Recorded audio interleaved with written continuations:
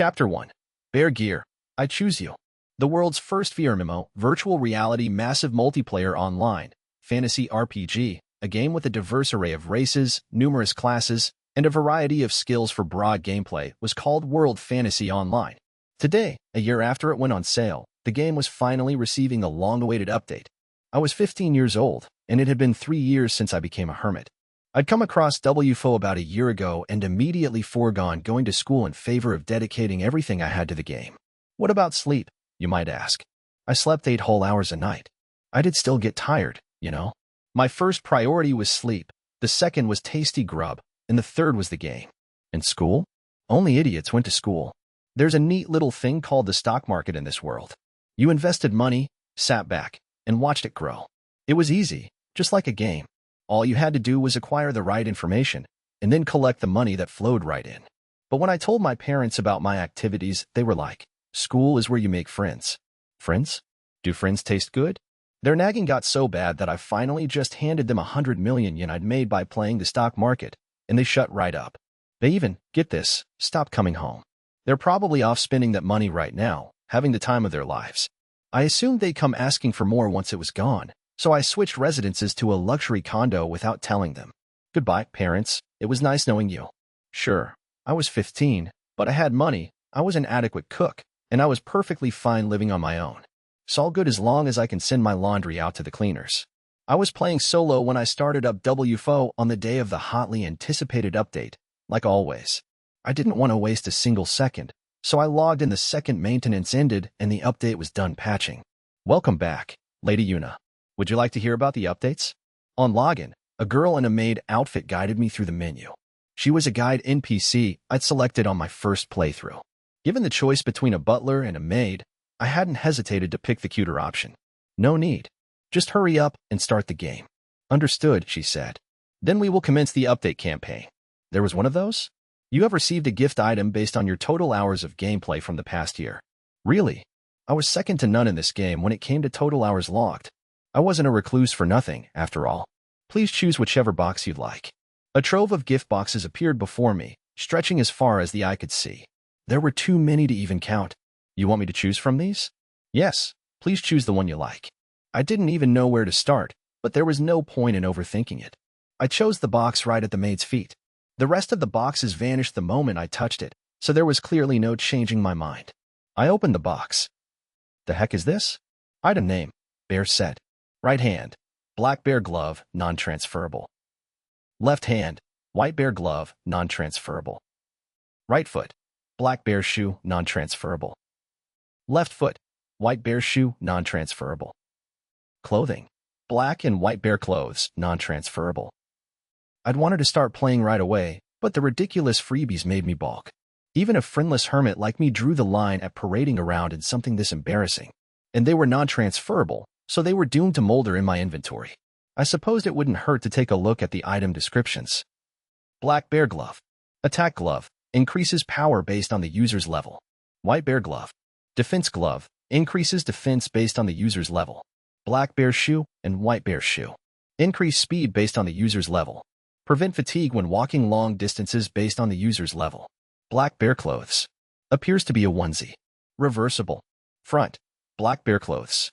Increases physical and magic resistance based on the user's level. Gives heat and cold resistance. Reverse. White bear clothes. Automatically restores health and mana. Amount and speed based on the user's level. Gives heat and cold resistance. What was with these broken items? Someone who was already at the level cap, like me, would be unstoppable in these. I still didn't know if I was brave enough to don this onesie thing, but it would be a waste of great items not to. Could I put up with the embarrassment just because of how strong it would make me? Lady Yuna, is something the matter? It's fine. Well, it wasn't like I needed to equip it right this instant. I could take some time to think it over. Okay. Start the game. I apologize. There is a questionnaire to finish things off. That's new. I apologize. It is a questionnaire limited to customers who have logged a high number of hours in game. Well, if I have to. Thank you very much. Do you enjoy World Fantasy Online more than reality? Of course.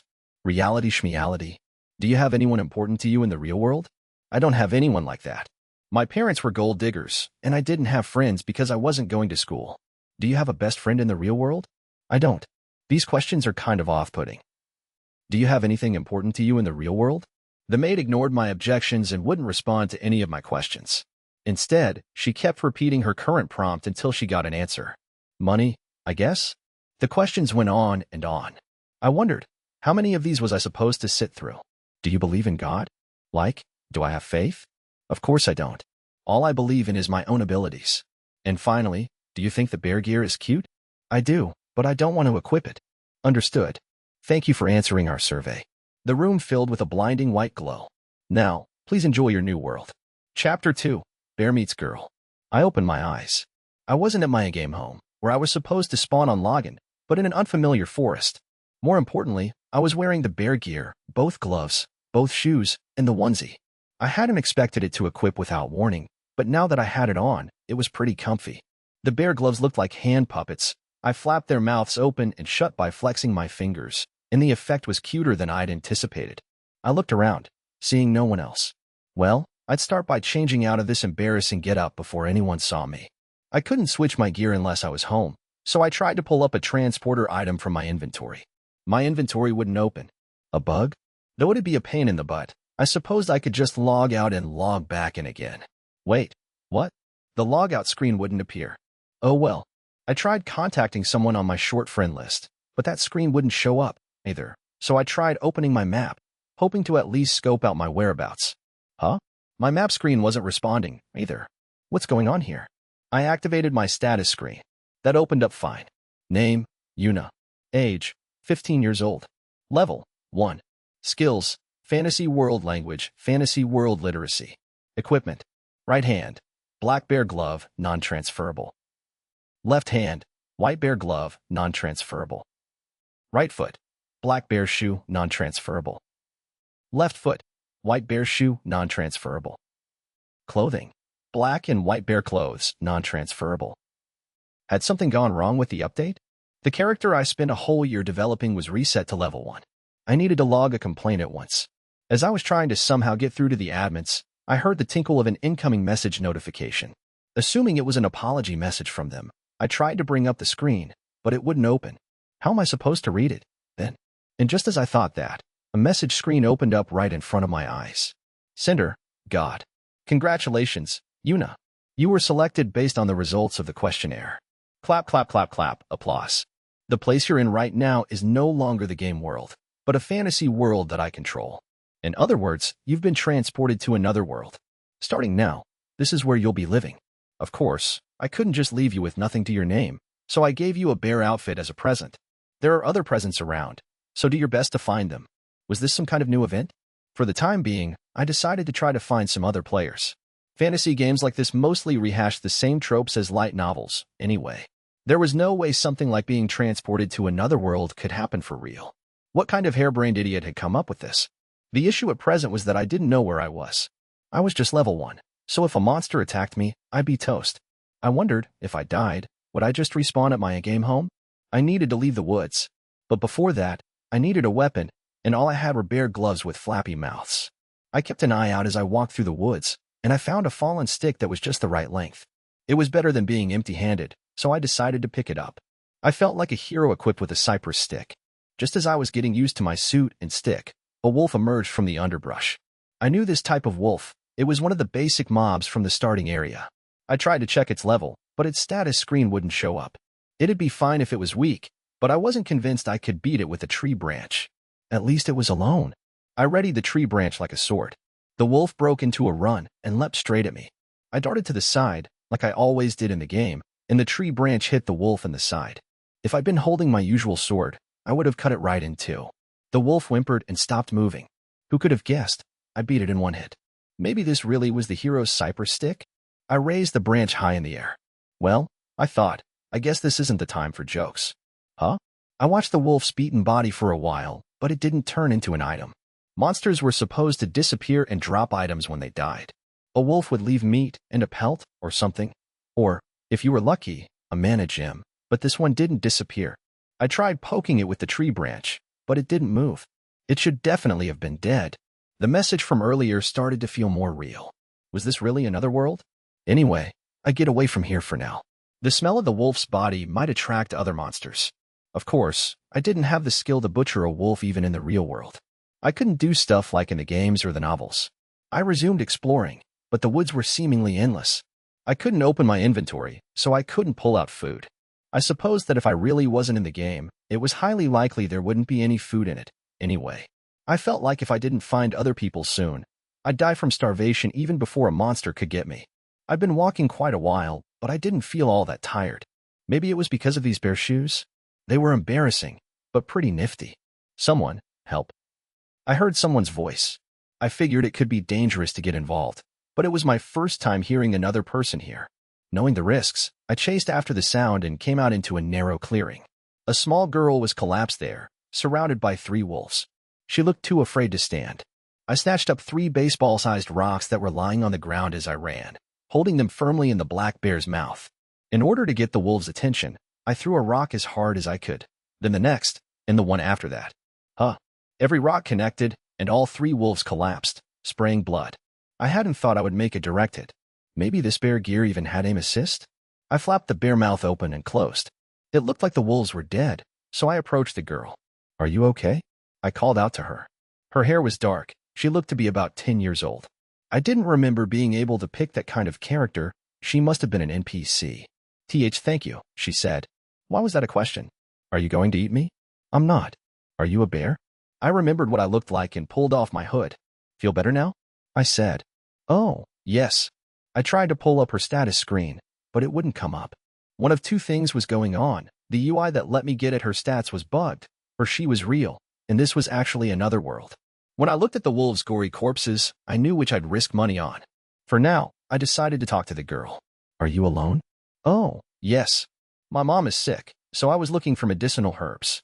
A little girl like you? We have no money, so I was gathering them in the forest because we couldn't buy them in town. Then wolves attacked me. A town, you say? Is it one that's close by? There we go, I thought. Just got some great intel. Did you come from another town, miss? The girl asked me. Yeah. I got a little lost. Could you lead me to the town? Yes. I moved to go, but she stayed in place. Are you going to leave these wolves like this, miss? She asked. I figured. It's not like I can take them home, but it's such a waste. You could sell the meat and pelts. The mana gems don't go for much, but they sell too. If we break them down here, there'll be no great load to take home. I don't know how to butcher an animal, so that's not possible. I'd do it, miss. If you don't mind. You know how to do that? She nodded at my words. Then have at it. How about we split the profit 50-50? That'd help me too. Are you sure? Yup. The girl pulled out a small knife and skillfully butchered the first wolf. You're good, I told her. I do this for work sometimes. She cleanly disassembled the wolves into pelts, meat, and mana gems. We divided the load between the 2 of us to carry. Life without an inventory screen sure is tough, I thought. In the game, I could have just touched the drops, and that would be it. Is the town close by? It is. That's why I came here to pick herbs. Did you find any? Yeah, but then the wolves attacked on my way home. Well, how about we head out then? I meant to call her by her name, but I realized I hadn't asked for it yet. She seemed to infer that, though. I'm Fina, she said. I'm Yuna.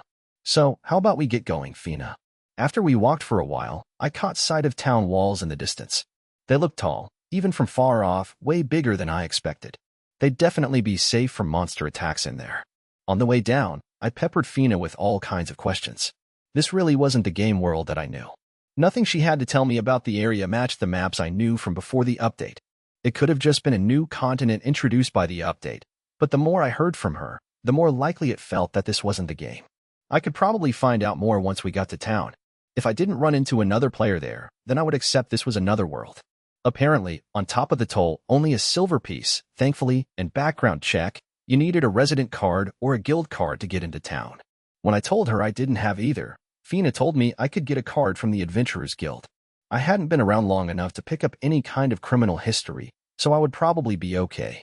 There was still a ways to go until we reached the town, so I checked my status. I leveled up. Name, Yuna. Age, 15 years. Level, 3. Skills, Fantasy World Language, Fantasy World Literacy, Bear Extra-Dimensional Storage. Equipment, right hand, Black Bear Glove, non-transferable. Left hand, White Bear Glove, non-transferable. Right foot, Black Bear Shoe, non-transferable. Left foot, White Bear Shoe, non-transferable. Clothing. Black and white bear clothes, non-transferable. I'd gotten a new skill, too. I checked the rules text. Bear extra-dimensional storage.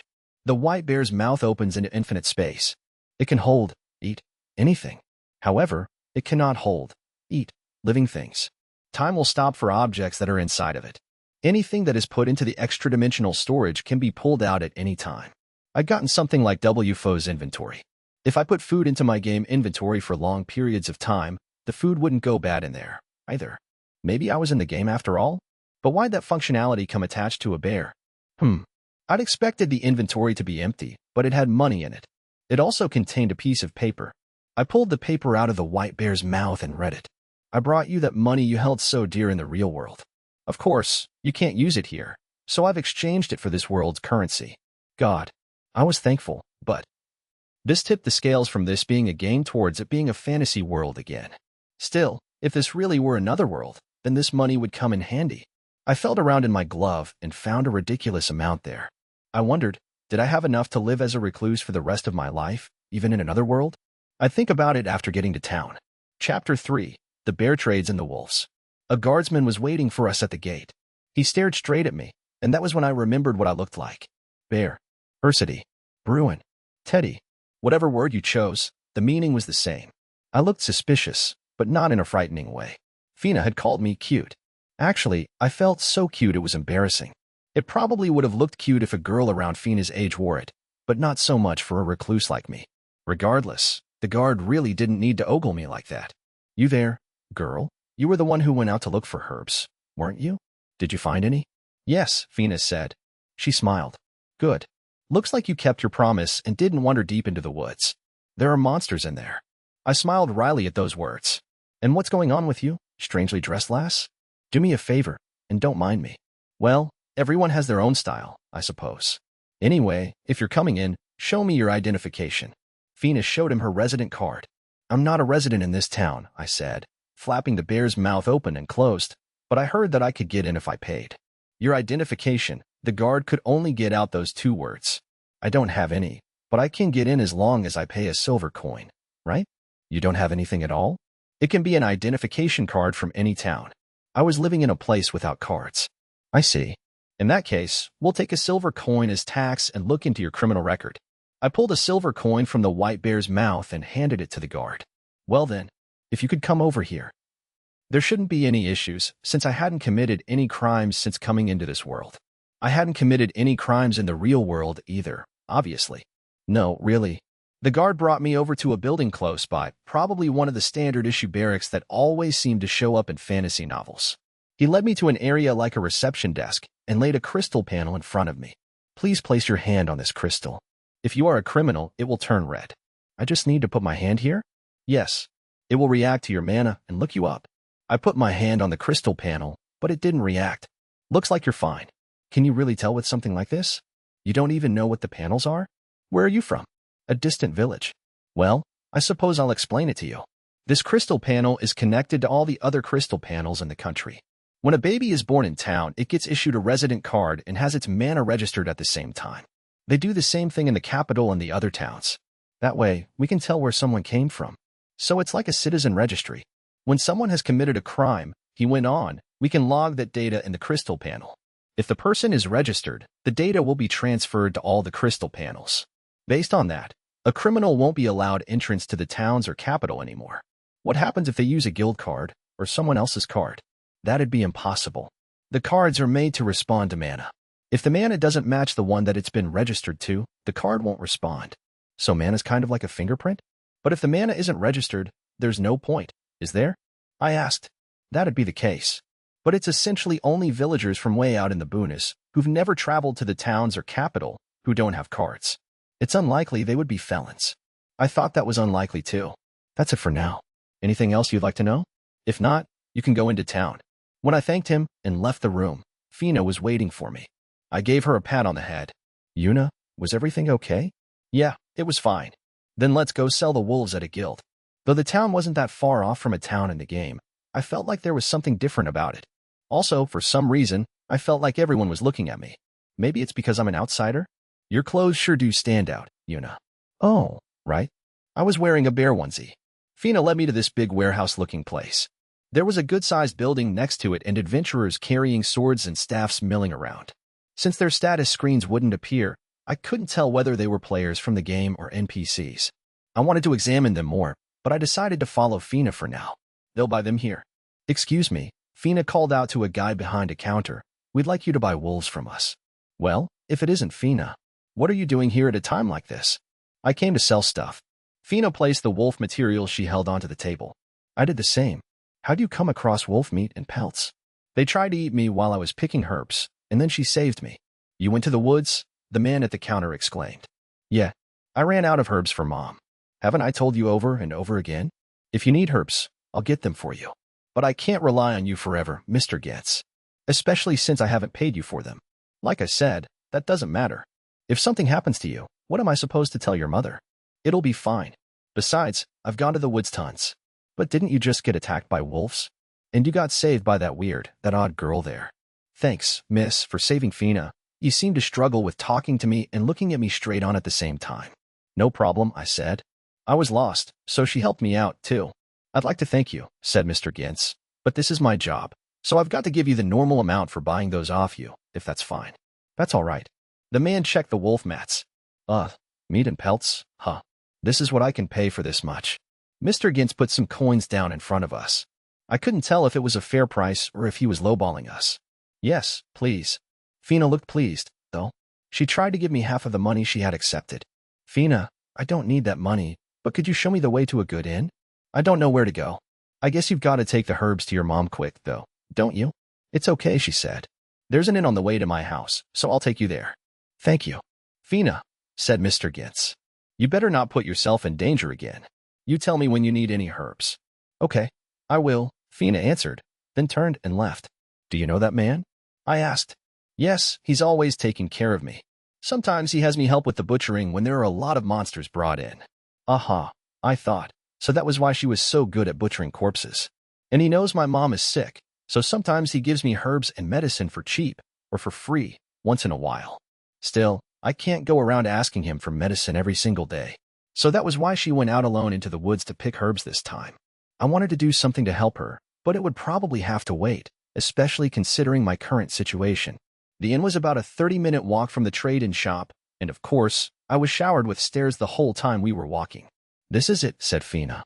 Everyone says their food is good too. Thank you. Well, you hurry up and get those herbs to your mom. Yeah, thanks, Yuna. Fina ran off. An amazing aroma drifted past me as I stood outside the inn, watching her leave. The sun started to sink. It was time for dinner.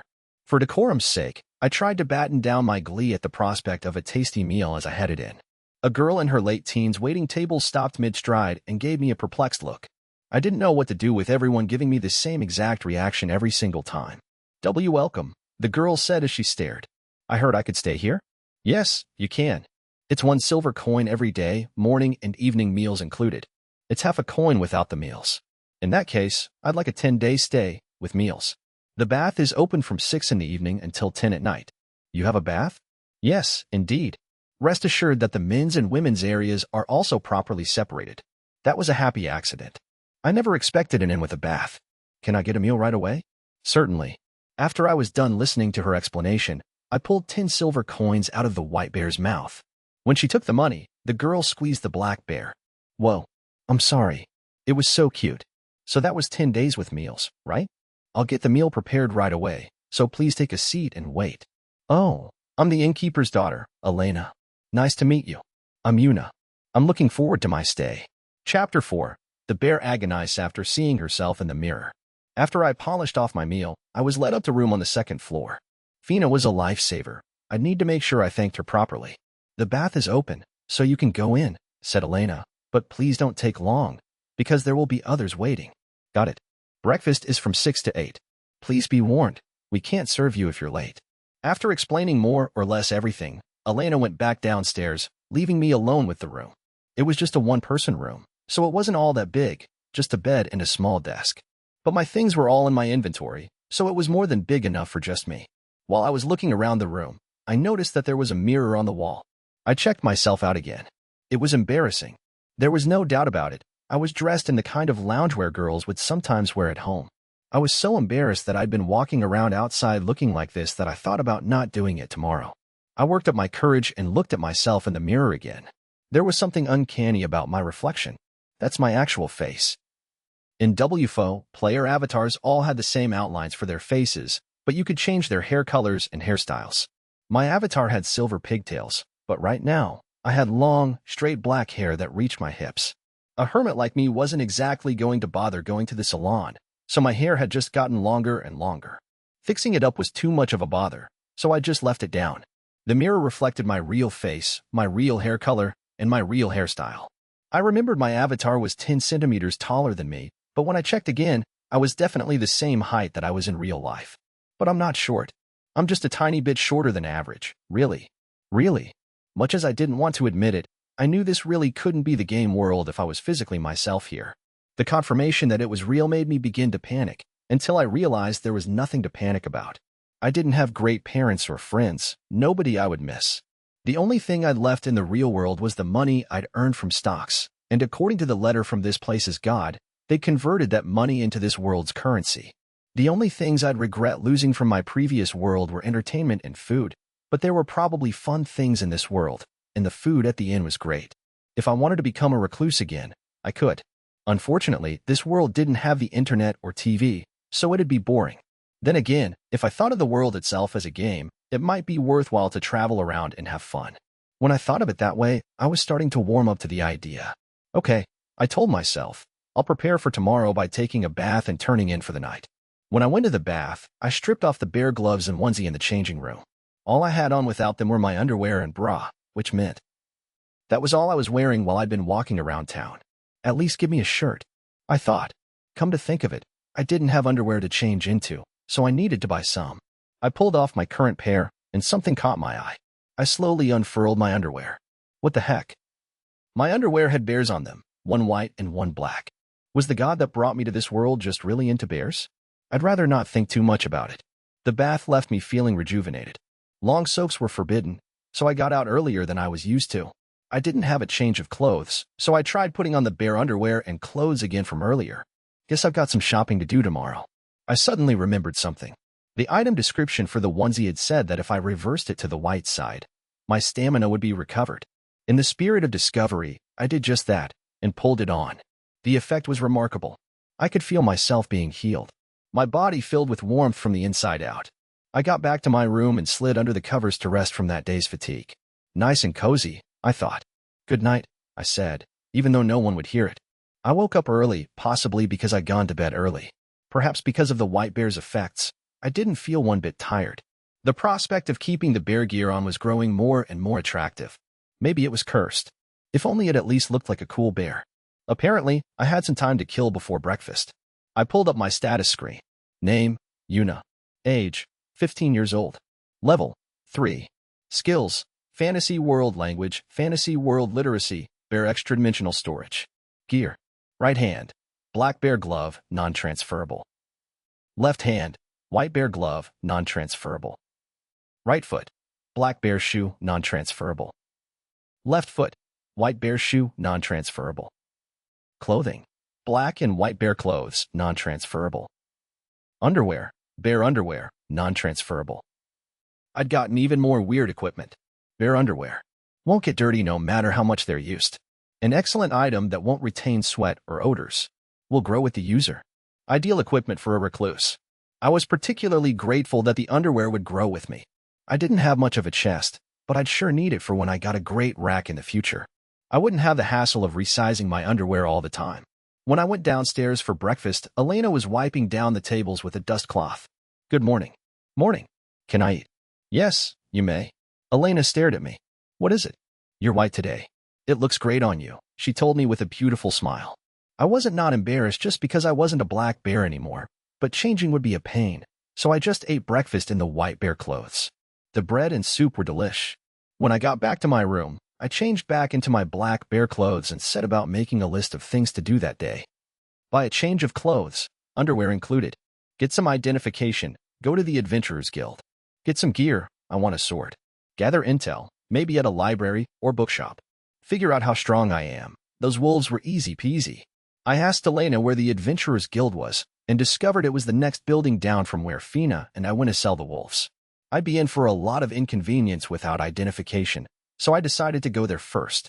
To my surprise, I ran into none other than Fina on the way out. Yuna, good morning. Fina, what do you need? I wanted to say thank you again, and I was wondering how the inn was. It was great. The food's delicious, and I'm thrilled they have a bath. Anyway, I'm staying for the next 10 days. I'm glad that you like it. Did you do okay, Fina? Yes. I had my mom take the herbs. So, where are you going, Yuna? I'm going to the guild, and then I was thinking of taking a look around the town, I said. Can I go to the guild with you? I don't mind, but I'm just going to get some ID made. I'm also going over to the guild in order to check for butchering work. Butchering work? I told you that I do butchering work yesterday, right? The one who gives me that work is Mr. Gintz. Mr. Gintz? Yeah, the man who bought the wolf parts from us yesterday. Sometimes the adventurers bring back a lot of monsters without butchering them. When that happens, I help out. That's why I always go check in first thing in the morning every day. Oh, you did say something like that yesterday. This little girl has a job butchering monster corpses? I guess that makes sense in a fantasy world. I bet no one even bats an eye. Mr. Gintz always looks out for me. Maybe he's a pedo. I think Mr. Gintz likes my mom. Or maybe I just have a dirty mind. Assuming the worst of people from the available evidence was a bad habit of mine, Fina talked about Mr. Gintz and her mom as we made our way back toward the building where we sold the wolves. Needless to say, I was showered in stares the whole way over. Chapter 5. The Bear Visits the Adventurers Guild. The guild was packed with adventurers, each equipped with their own swords and staffs. I felt like I was back in one of the old quest hubs. Then again, not a single one of them was a player. There's a lot of people around for this time of day. That's because it's a scramble for the lower-level adventurers to get work. Everyone comes here early to get the best jobs. I separated from Fina, since she was heading over to Mr. Gintz, and headed into the guild. It looked like most of the people there were gross old men. Their stares fixed on me, possibly because they were sizing me up, or because it was rare for girls to come into the guild. When I examined the crowd, there were female adventurers, but only a few. I ignored the stares and made my way to the receptionist, who looked like she was in her 20s. So I'm new here, I said. Oh, yes. So you'd like to become a member of the guild? I heard that it would come with identification, right? Yes, you'll be able to use the guild member card in any country. In that case, could you help me with it? When I told her that, I felt eyes on me and flipped around. Hey, is that gal in the weird clothes supposed to be an adventurer? Said one of the creeps behind me in line. Looks like she's really underestimating us. Little ladies like you drive down our market value. Was this guy a walking cliché? I just came here because I wanted an ID. All the more reason to say something. We don't need any adventurers who don't work. I never said I wasn't going to work. I'll do the things I can. And I said that'll lower our value. Ma'am, I said to the receptionist, this man talks a lot, but is what he's saying true? As long as you fulfill the minimum requirements for the guild, there isn't a problem. There are requirements? You must be over 13 years old and rise to E rank within a year. If you aren't able to, your membership will be revoked. What's E rank? E rank requires proof you can slay low-ranking monsters like goblins and wolves. In that case, we're good. I can beat a wolf. Gahaha. Don't make stuff up, chortled the creep behind me. There's no way a little girl like you could beat a wolf. What's this guy's rank? I asked the front desk lady. He is Mr. Debronay of D rank. And the ones laughing at me? They're all D ranks and E ranks. The adventurers smirked. Players like these had existed in the game. Two idiots who leapt to conclusions about you based on how you looked. In games, as in life, there was only one way to deal with idiots, proving them wrong to their faces. That said, I'd take any fight anyone picked on principle. Humph, I said. This adventurers guild must be pretty lame if all these people are just D rank. What did you say? Said Debronay. Didn't you say it yourself? Are you an idiot? Do your ears not work? If someone like me can't become an adventurer, then that makes you all garbage, since none of you can beat me. Why? You got a death wish? Is there a place around here where we can have a match? When I was playing games solo, idiots like him picked fights with me all the time, and I always turned the tables on them with characters I'd funnel time and money into. If I didn't nip jerks like these in the bud, they'd multiply like roaches and give me grief down the line. Yes, said the receptionist, there is a place behind here, but in that case, if you guys win, I'll give up becoming an adventurer and I'll leave. If you guys lose, you'll stop being adventurers and leave. That good with you? You underestimating us even though you're a girl? If we lose against you, we'll quit. Right, boys? Yeah. Debronay's flunkies cheered, looking smug to the last. Miss from the front desk, you heard all of that just now, right? Yes. However, I would suggest apologizing. Mr. Debernay has his quirks, but he really isn't D-rank. But she'd confirmed she'd heard it all. I wouldn't let them pretend they forgot what they said. The receptionist led us to a training pit in the back. A crowd of 15 or so adventurers followed behind me, with Debernay at their head. Are you really doing this? Said the receptionist. Yeah, I said. Letting weaklings be adventurers affects the whole guild's reputation, so I need to get them to quit early. Why you little? Said Debernay. Don't act like you're leaving here alive. In other words, I replied, you're prepared to die, too? They say the weak are all bark and no bite. Looks like they got that right. Hey, said Debernay as he readied his sword. Let's hurry up and get this started. I had forgotten I had no weapon. All I had was the cypress stick. Something wrong? Hurry up and get your weapon out. While I was looking around trying to figure out what to do, I saw Fina heading over. That girl had great timing. It looked like she ran over after noticing the commotion.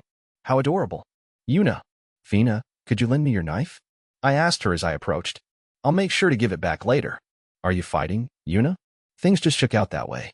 It'll be fine. Just watch. I borrowed the knife from Fina and squared up with Debernay. That's the weapon you're fighting with, he said. I wouldn't sully my own weapon against a goblin tier enemy. I'll kill you. I'll say this as many times as I have to, said the woman from the front desk, but you can't kill each other. You may begin. Debernay charged, hoisting his longsword. I leapt a whole 3 meters to the side with one step. Because of my bare shoes ability, I was more than quick enough.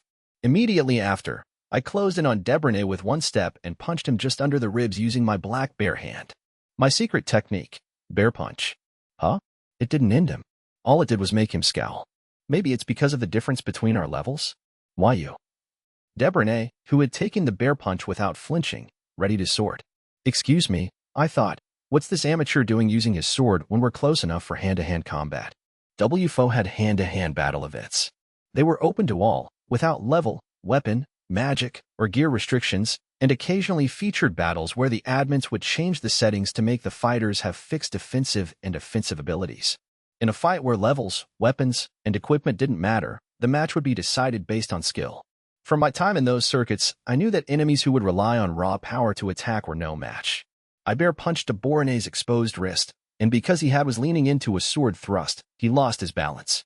The next moment, Debernay had a knife thrust to his neck. Looks like this is over, I told him. Don't screw with me. He brushed aside my knife and tried to raise his sword, and I backstepped around it. These bare shoes were just way too useful. Miss Front Desk, I won the match just now, didn't I? You've got to be kidding me. The battle isn't over yet. I looked at the receptionist, but she had no idea what to do. She seemed beside herself. I wanted her to make a decisive call, though. Okay, fine, I said. I won't just end the match. I'll end your life. Don't think that I'll let my knife stop this time. When I said that, the man's face twitched. He probably knew the difference between our physical strengths.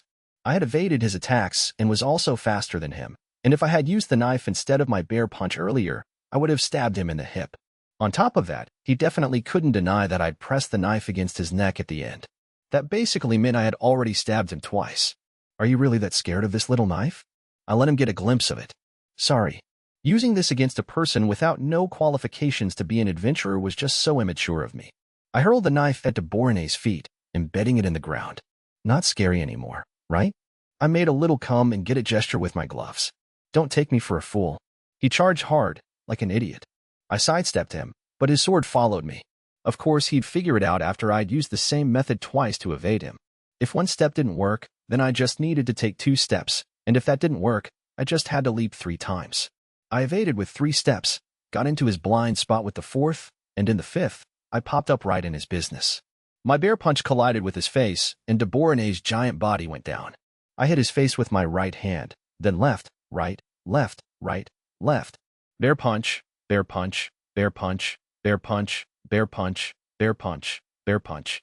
It looked like the black bear hand really was stronger, only his left cheek, which was turned towards me, was super swollen.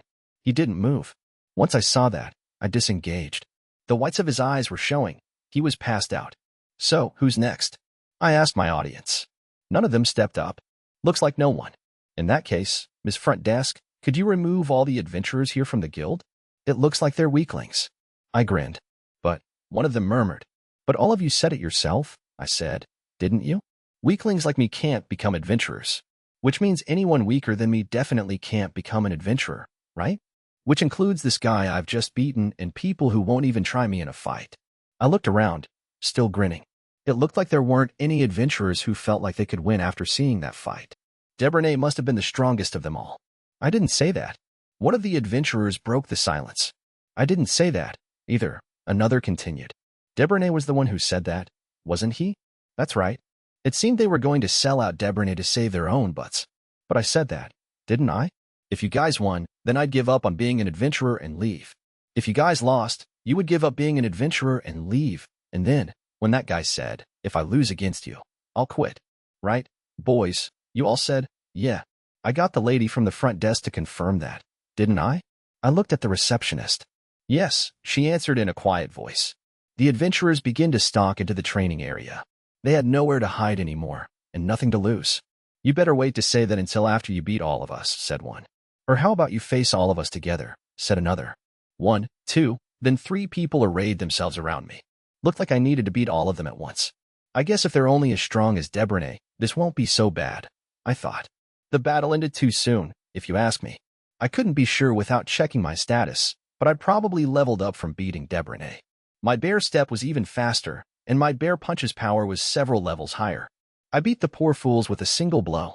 Hey, what do you think you guys are doing? A rugged, muscle-bound man came charging into the training area. Hey, Helen, explain what happened. Helen, the receptionist, tried to explain as best she could. Once she was done, the muscle-bound man looked at me. You, he said, girl in that weird get-up. What? Were you the one who did this? It wasn't my fault. They threatened me with violence, so I was just defending myself. You're not going to make me shoulder the blame, are you? The guild is fundamentally neutral when it comes to fights between adventurers. In that case, you're on my side. And what makes you think that? I haven't joined yet, so I'm not an adventurer. I'm just a regular person. Since I was attacked by adventurers as a normal citizen, aren't they the responsibility of the guild that's in charge of them? You're not saying you're siding with multiple adventurers who ganged up on one normal girl citizen, are you? Well, in that case, you're on my side as an average citizen. Granted, I wasn't a resident of this town, but he didn't have to know that. The man scratched his head and hesitated. So what do you want? I guess just to register with the guild and for them to be deregistered. I'll approve your registration, but I can't kick them out. They're bowing their heads and pleading for you to let them quit because they're weak. And you won't let them? Is the Adventurers Guild really that tyrannical? What? You guys wanted to quit being adventurers? The swole dude asked the handful of still-conscious adventurers on the ground. The men assumed ambiguous expressions and declined to answer. That's what they said. Someone as weak as me can't become an adventurer, according to them. They said if they got beat by a weakling like me, they'd quit being adventurers. Did you guys really say that? Several of them nodded. Well, I've learned that these guys are idiots, he said. That's for sure. Right. Good. In that case, can you do the needful? I'm going to ask again. Do you guys really want to quit? If you're not going to answer, then just leave your guild cards behind and get out of here. Sorry. The injured adventurers shouted, hanging their heads low. Could you forgive them? On one condition. Why not? Just tell me. I want to guarantee that the guild won't stay neutral if the other adventurers ever try anything with me again. I got it. If they give you any trouble, the guild will take responsibility. Well then, I have nothing more to say. Chapter 6. The Bear Makes a Guild Card. Class. Bear. We came back from the training area and I had them make me a guild card. Helen, who had finished arranging for the adventurers to be treated, came back to the reception desk. I could see the exhaustion on her face. It definitely wasn't my fault, I was sure. Please fill out your name, birthday, and class. My birthday. Yes, we needed to check your age. Can't I just tell you how old I am? If you do that, your guild card won't update, even when your birthday comes. Right. If I just told them my age, then I'd just end up being 18 or whatever forever. But what would I do about my birth date? This world had to have a different calendar from Earth, but I did have the skill fantasy world literacy, so maybe it'd translate. For the time being, I filled in my name in Japanese and the date I was born in Japan according to the Western calendar. So you're 15, Ms. Yuna, said Helen. It had worked. You had to hand it to the fantasy genre. I needed to fill in the class column next. My class. It'll be reference for companion recruitment and limited quests. Companion. I didn't just react to the word companion because I'm a loner, mind you. I totally had friends. Just not a lot. When I was playing the game, I was a magic swordswoman. It was the optimal choice for the sort of solo play I preferred. It gave me good options for handling enemies that couldn't be killed by either physical damage or magic alone. It wasn't really popular for playing in a party. Swordsmen did better melee damage, and when you needed magic, you'd just recruit a sorcerer. That was why I never ended up joining a party. It wasn't like no one ever invited me or anything. I don't need one, so can I leave it blank? It'll help if you could write something. It wasn't like I was a magic swordswoman right now, but I had to write something. What was my current class? I couldn't use magic. I had no sword. Was I a fighter? I tried my best to ignore the voice that seemed to issue from the heavens to tell me, your class is bear, isn't it? Name, Yuna. Birth date, month day you're 20. Class, bear. I ended up writing it down. Helen looked at it with disgust, but I guess she wanted to get this over with, since she didn't say anything. Well then, please put your hand on this crystal panel. It was identical to the one at the gate. These things supposedly checked your mana, which made me revisit a question that had been bugging me. Was magic something unique to each person, like fingerprints? While I was puzzling that over, Helen operated the crystal panel. It'll take some time for your registration to go through, so I'll explain how the guild works in the meantime. Your guild card has your name, age, and class on it, plus your adventurer rank and the number of quests you've accepted. This includes information about each quest, how many times you've succeeded, and how many times you've failed. Your currently accepted quests will be recorded. This information can be accessed from any guild. Right, so that meant that the number of times I failed would be recorded, too. No one would want to hire an adventurer who'd failed a lot, after all. You don't have records for how many monsters I've slain or something? No, we don't. There's no point. Even if you brought in a mana gem as a trophy, we couldn't tell whether you beat it yourself or had help from 100 people. So things didn't get automatically recorded like if you beat a monster in a game. That was fair enough. If 10,000 people teamed up to battle a dragon and only the person who dealt the finishing blow got credit for the kill, things would get ugly real quick. On the flip side, giving 10,000 people the title of Dragon Slayer didn't make much sense, either. Next, I'll explain the guild ranking. The ranks start with F, and you rise to E, D, C, B, A, and S. You increase in rank based on your successes and failures while fulfilling quests. If you have a lot of failures, you won't advance, so please accept quests that are within your skill level. Also, if you continue to accept quests of the same rank as yourself, you won't increase in rank. Why's that? You can accept quests up to a rank above yours. Because of that, no matter how many hundreds of F-rank quests you accept, as someone in F-rank, you won't rise up. In other words, if I complete a quest a rank above mine, then I'll go up a rank? The standard criteria is to complete more than 10 quests a rank above yours. Then, the guild makes the final call. What happens if I accomplish a quest by teaming up with people a rank higher than mine? That's a very specific situation to explain, but when you take on a quest, everyone must present their guild card. If someone with a high rank is in the group, your inspection rank goes up, which means the number of quests you need to complete increases. For example, if someone from D rank were to complete quests with the aid of an adventurer of C rank, then they would need to complete over 20 quests to rise to C rank. If they get the help of an S rank, they won't rise in rank no matter how many times they complete quests. What happens if they secretly do that? The guild can't do anything about that. But it's true that there are aristocrats who use the method you spoke of to rise in rank. In other words, they would hire a high-ranking adventurer to help them to rise in rank. I figured hiring someone with a high rank would take more money than a normal adventurer could spare. And lastly, only you can use this card. If you lose it, reissuing the card will require a 10 silver coin handling fee. She handed me the finished silver card, and I looked it over. Name, Yuna. Age, 15 years old. Class, bear. Adventurer rank, F. That was all the information on it. This receptionist lady actually wrote bear in for my class. I noticed Helen was grinning. The quests are put up on that board. If you see a quest there that you'd like to accept, please bring the written quest to the front desk. The board she pointed out was surrounded by a small crowd, but there were other boards that went completely ignored. What about that one? That board has high-ranking quests. I see. Fina was standing outside when I left, looking concerned. What's wrong, Fina? I was worried about you. Oh, sorry for making you worry. I got registered, so everything's fine. Did you find any work? There wasn't any. Most of the adventurers brought their things in already butchered. They get more money that way. There aren't a lot of monsters that get brought in intact. Really? I didn't want to get my hands dirty butchering monsters, and I didn't care whether they were cheaper, so I was planning to bring them in unharvested. It wasn't like a modern-day hermit like me could butcher an animal or a monster in the first place, anyway. I gave Fina a pat on the head and was just thinking about parting ways with her to search the town when I stopped. Oh, right.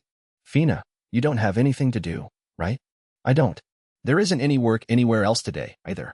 How about you show me around the town today? I don't know how much you make in a day normally, but how does a silver coin and lunch sound for compensation? You already paid me too much yesterday, so that's too generous. A 10-year-old can't make a silver coin in just a day. Then today is special. And once I figure out the town, this job will be gone. I gave her a second, gentle pat on the head. I never had a younger sister, but I wondered whether it would have been like this. Thanks, Yuna. Let's go. Could you start by showing me the best place I can go to buy a weapon? Chapter 7. The bear goes to the weapons shop.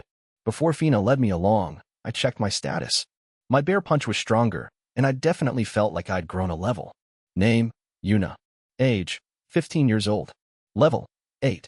Skills, Fantasy World Language, Fantasy World Literacy, Bear Extra-Dimensional Storage, Bear Identification. Gear, right hand, black bear glove, non-transferable. Left hand, white bear glove, non-transferable. Right foot, black bear shoe, non-transferable. Left foot, white bear shoe, non-transferable. Clothing, black and white bear clothes, non-transferable. Underwear, bear underwear, non-transferable. I really had leveled up, and I'd gotten another weird new skill, bear identification. By looking through the bear eyes on the bear clothes hood, one can see the effects of a weapon or tool. Doesn't work without wearing the hood. That's a super useful skill, I thought. But why'd my bear gear get skills when I was the one who leveled up? If I was going to live in this world, I might have to do it dressed as a bear for my whole life. Fina led us towards the weapons shop. What kind of weapon are you going to buy, Yuna? I haven't decided yet, but I think I want a sword and knife at least. Actually, do you not have a weapon, Yuna? I do. A cypress stick totally counted. Right. There's no way anyone would walk around the woods without a weapon. In that case, why are you going to the weapons shop? Well, that's because I might find a real gem there, right? There might be a weapon that really strikes my fancy. So, what kind of weapons shop are we headed to? My secret technique. When I'm in hot water, I deflect the conversation. It's a shop that Mr. Gold runs. Mr. Gold. He's in charge of the weapons that the guild has. I got my knife from Mr. Gold, too. He gave it to you? He must be nice. He told me, this one's meant for the scrap pile, so I'll let you have it, when he gave it to me. Is he a secret softy? I thought. And when he comes to check on the weapons the guild is keeping, he sharpens my knife because he might as well. Definitely a softy.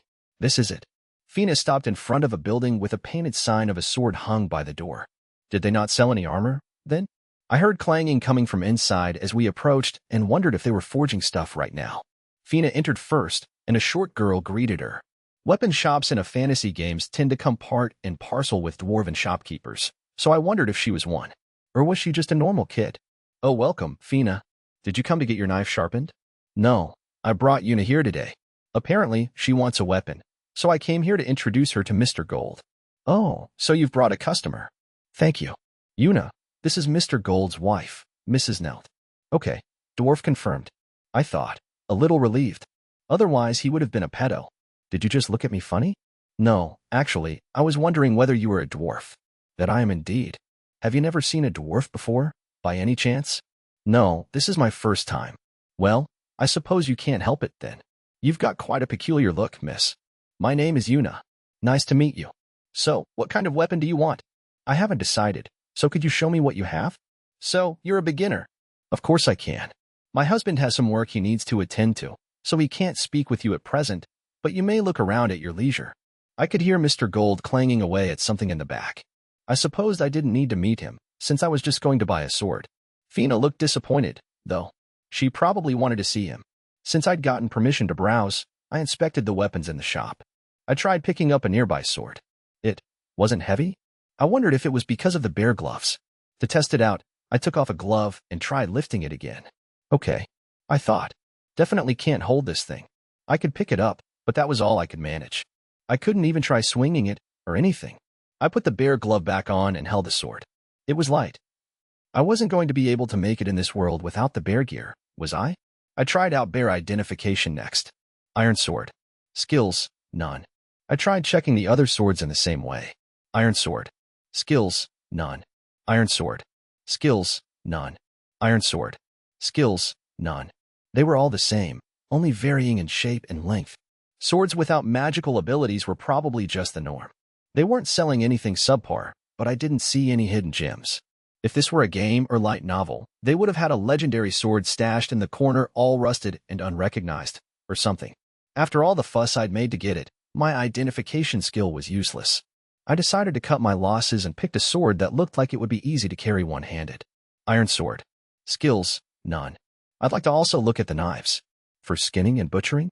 Sure, one of those, but I'd like throwing ones too. I wanted to have something better than rocks to throw if the situation ever called for it. Nelt showed me a small knife. Do you have 100 of them? You want that many? Yes, and if you don't, I'd like all the ones you've got. We have 100, but please give me a moment. They're in the back, so I'll bring them over. But are you really going to use 100 of them? They're useful for defeating monsters. I know throwing knives are cheap, but aren't you going a little overboard? They're cheap. They're basically disposable. We make them with leftover iron scraps. Imagine it. You're battling monsters in the woods. You might be able to hit your prey with a throwing knife, but it's just as likely it'll bounce off, or miss, or fall out after it wounds them. You don't want to be spending real money on something you might not be able to retrieve, right? That was why I asked you whether it was for butchering earlier. Of course, we have knives for battle as well. As a newbie adventurer, I was grateful to have her explain the little details of the industry. I'd also like a butchering knife, I told her. All right. She brought out a knife that seemed sharper than the throwing knives. I might not have needed it, but it wasn't like it'd cause trouble if I had it, so I'd buy it. I pulled out the money, my white bear glove, and Mrs. Nelt brought the knives from the back room in multiple trips. So, when will you come to get them? I'll take them home right now. I started putting away the 100 knives in the bear's mouth. To finish it off, I put away the sword and butchering knife. Is that bear doll a bottomless bag? She was looking at the bear in surprise. A bottomless bag? I cocked my head at the unfamiliar term. A bottomless bag's a bottomless bag, she said. They each have their own restrictions, but they're useful bags that you can put items in to carry.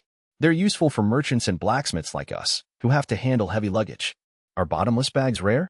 You don't even know that? I got this from somebody I know. That's why I don't really know much about it. There are some generous people out there. If you ask me, they're not incredibly unusual. A bottomless bag's value is dependent on how much stuff it can hold. You've got a range of types, but the more it can hold, the higher its value is. I was surprised because it was my first time seeing a bottomless bag that's a bear like yours. I wondered whether this bear had an item limit. I suppose that if it ever ran out of space, I could just buy another bottomless bag.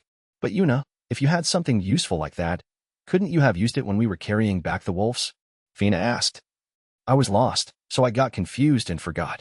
I tried to come up with the best lie I could. I actually had been confused since I'd only just changed worlds back then. Since I'd finished buying the sword, throwing knives, and harvesting knife, I left the weapons shop. Next, I needed new underwear. Chapter 8. The Bear Goes Shopping. What kind of clothes do you want? For now, things that I can wear under these clothes. I tugged on my bear onesie. I was wearing underwear underneath. I wanted a shirt, at least. So, there's an expensive store and a cheap one. Either one is fine, but how are they different? The expensive one is clothes that the aristocrats wear. I haven't gone in before, but the prices are high, so they seem finely made. The cheaper store sells things priced so that normal residents can buy things. And there are also stores that sell second-hand clothes.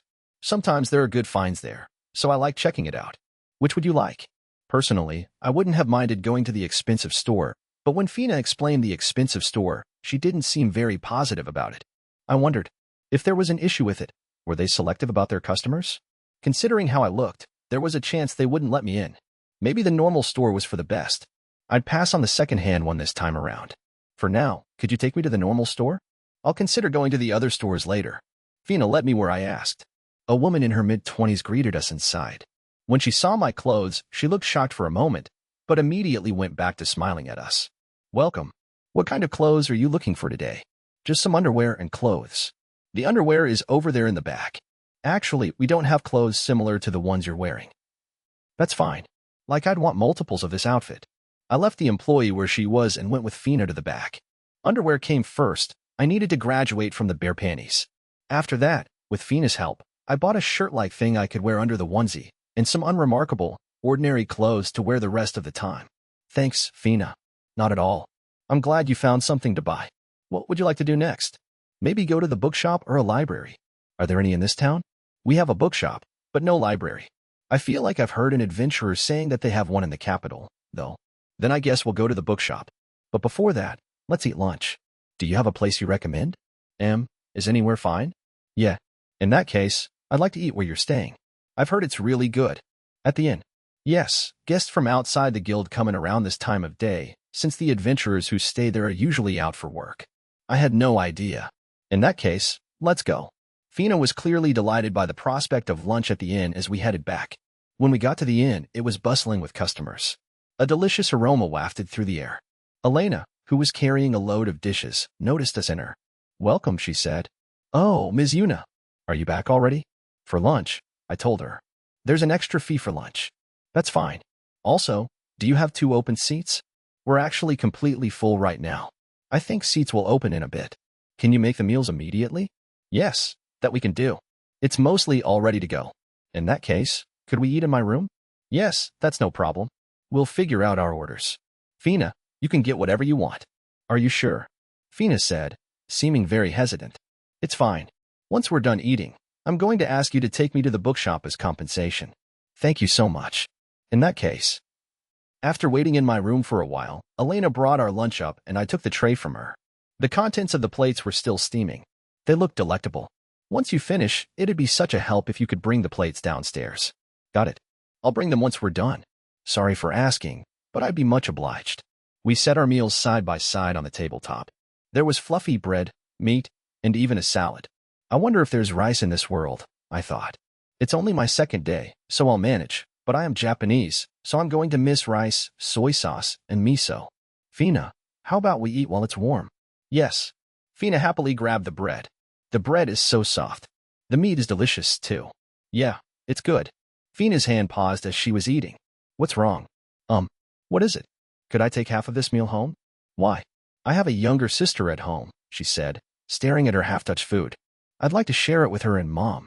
"Ah, that's fine, but eat this." "I'll order 2. No, 3 more later, so you can take that home." "Really? Today is special. I won't do it tomorrow, though, so don't worry about it." "Okay. Thank you, Yuna." After we finished our meal, I brought the empty plates to Elena and ordered 3 portions to go for dinner. Our bellies full, we headed to the bookshop, which seemed to be in the opposite direction of the weapons shop. As usual, I tried not to mind the stares from the passers-by as we went. I thought about wearing the clothes I'd bought, but I remembered what happened at the guild. Until I knew I was safe, I wasn't taking off the bear gear. When we came to the bookshop, the inside was half buried in heaps of merchandise. The books that couldn't fit on the shelves were stacked across the floor like a mountain range. It would be quite the undertaking to browse all of these. "Welcome," a little old lady called out to us. "Ma'am, aren't you going to organize these?" "Oh, I know where things are." "It's fine. If there's a book you'd like, just let me know." "Really? In that case, I'd like a bestiary and something on magic, and it'd be helpful if you had maps." "Please give me a moment." The little old lady headed into the cramped back of the shop. After a while, she re-emerged with books. "These are bestiaries." She handed me 2 books. This one talks about common monsters. This one is about legendary class monsters. "I don't suppose you need this one." "I'd like both." "I see. And this is the one grimoire we have in stock. It's for beginners, I'm afraid." "I'd like that one, too. I only have maps for this town's immediate surroundings. You won't be able to get better ones without heading to the capital." She handed me a single sheet of paper. "This works fine." I paid and left. I'd expected it to take a lot longer, but we'd wrapped that up in a couple of minutes thanks to the little old lady and her surprisingly good memory. And with the purchase of the books, I completed all my basic goals. "Yuna, what would you like to do next?" I hesitated before answering. "Right. Thanks to you, I got all the stuff I wanted, so I'm going to read the books in the inn. Plus, you're probably tired after walking all over the place, aren't you?" I wasn't tired because of the bear shoes, but without them I probably would have tapped out at the weapons shop and collapsed, based on my limited shut-in stamina. I'm completely fine. Fina was right as rain. She was the very opposite of a sedentary shut-in like me, of course. "So, what are you going to do, Fina?" "It's early, but I'll go home after getting the meals from Ms. Elena." "All right, then here's your payment for today." I handed her a silver coin. "Are you sure? But you even ordered me dinner." "Like I said, it's just for today." "Thanks, Yuna." Once I got to my inn, I parted ways with Fina, and because I had time until dinner, I went back to my room alone. I pulled the books and map from my bear storage. I took a look at the map first. So, these are the woods where I started, I thought. There were some woods a bit away from the town. If you followed the path through them to the other side, it seemed like that was where the capital was. I couldn't really tell how far it was without knowing the map scale, but it was probably a decent bit of travel. Maybe it'd be good if I headed over to the capital next. I thought. It looked like there were a few villages around. I memorized the important locations, thinking wistfully about how it'd be great if I had a more detailed map. WFO's auto-mapping would have been useful. I pulled out the grimoire next. It was titled Beginner Class Magic. I wondered if there were intermediate and advanced books, and if so, whether I could pick up copies in the capital. I flipped from page to page. Right. I see. Guess I'll give it a shot. First, I collect mana. I tried doing it with the same motions I used in WFO. In the game, I would gather mana in my hands, and when I recited a spell, it would activate. If I collected mana in my right hand, I could invoke magic there, or I could collect and invoke it in my left hand. An ambidextrous friend of a friend got some notoriety in the community for using magic with both hands well. As for me, I was right-handed, so I collected my mana in my right hand and chanted the spell. Light. I couldn't help but pay more attention to the shape of the ball of light that floated up from my open hand and the sensation of using magic. It was unmistakably a ball of light, but it wasn't a sphere. It came in the shape of a bear's head. I got a bad feeling about it and opened up my status menu. Name, Yuna. Age, 15 years old. Level, 8. Skills, Fantasy World Language, Fantasy World Literacy, Bear Extra-Dimensional Storage, Bear Identification. Magic, Bear Light. Gear, right hand, black bear glove, non-transferable.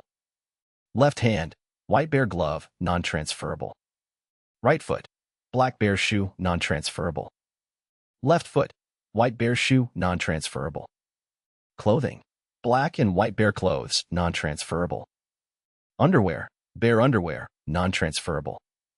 I now had an additional tab for magic that was separate from my skills. Bear Light. Mana collected in the bear glove creates a light in the shape of a bear. I had to wonder, if it mentioned the bear glove, did that mean I couldn't use this magic without it? In order to test it out, I took off the glove and tried to invoke the light magic like earlier.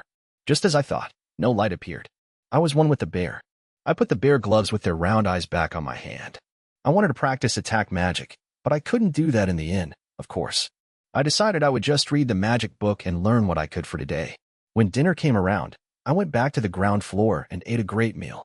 I got in the bath, changed the onesie to the white bear's side, and crawled into bed to clear away the exhaustion from that day. Good night. Chapter 9. Fina and the Bear Part 1.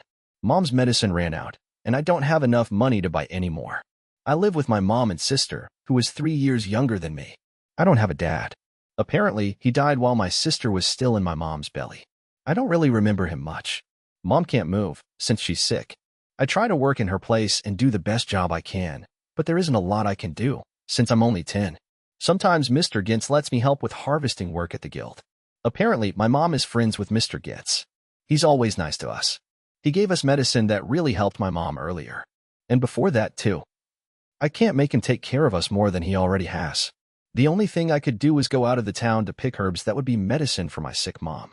I've seen the herbs all the time at the guild. I know what kinds there are. I went out of the town and straight to the woods, where the herbs are. There are monsters deep in the woods, so I decided to search near the outskirts. I couldn't really find any, so I decided to go in a little further, and I found some. But I was so busy picking herbs that I didn't notice the wolves surrounding me. I couldn't beat them. I ran until my legs started shaking, and I couldn't go any further. Someone, help. The wolves came closer. Right when I thought I was done for, the 3 wolves screamed and fell over. It all happened in a second. How? A person in dark clothes came out of the woods. For some reason, they were dressed like a bear. Are you okay? They asked me. Thank you? Why was that a question? The person who saved me was a girl in a cute bear outfit. Are you going to eat me? I'm not. Are you a bear? The girl in the cute bear outfit responded to my even weirder question by taking off the hood on her head. Her long, pretty hair fell out of her hood, and I found myself smiling. I think it was because I was relieved. The girl in the bear outfit was named Yuna, and she was a pretty girl with long black hair. I'd never seen someone so pretty before. Apparently, she came from another country and was lost in the woods. I was so thankful we ran into each other.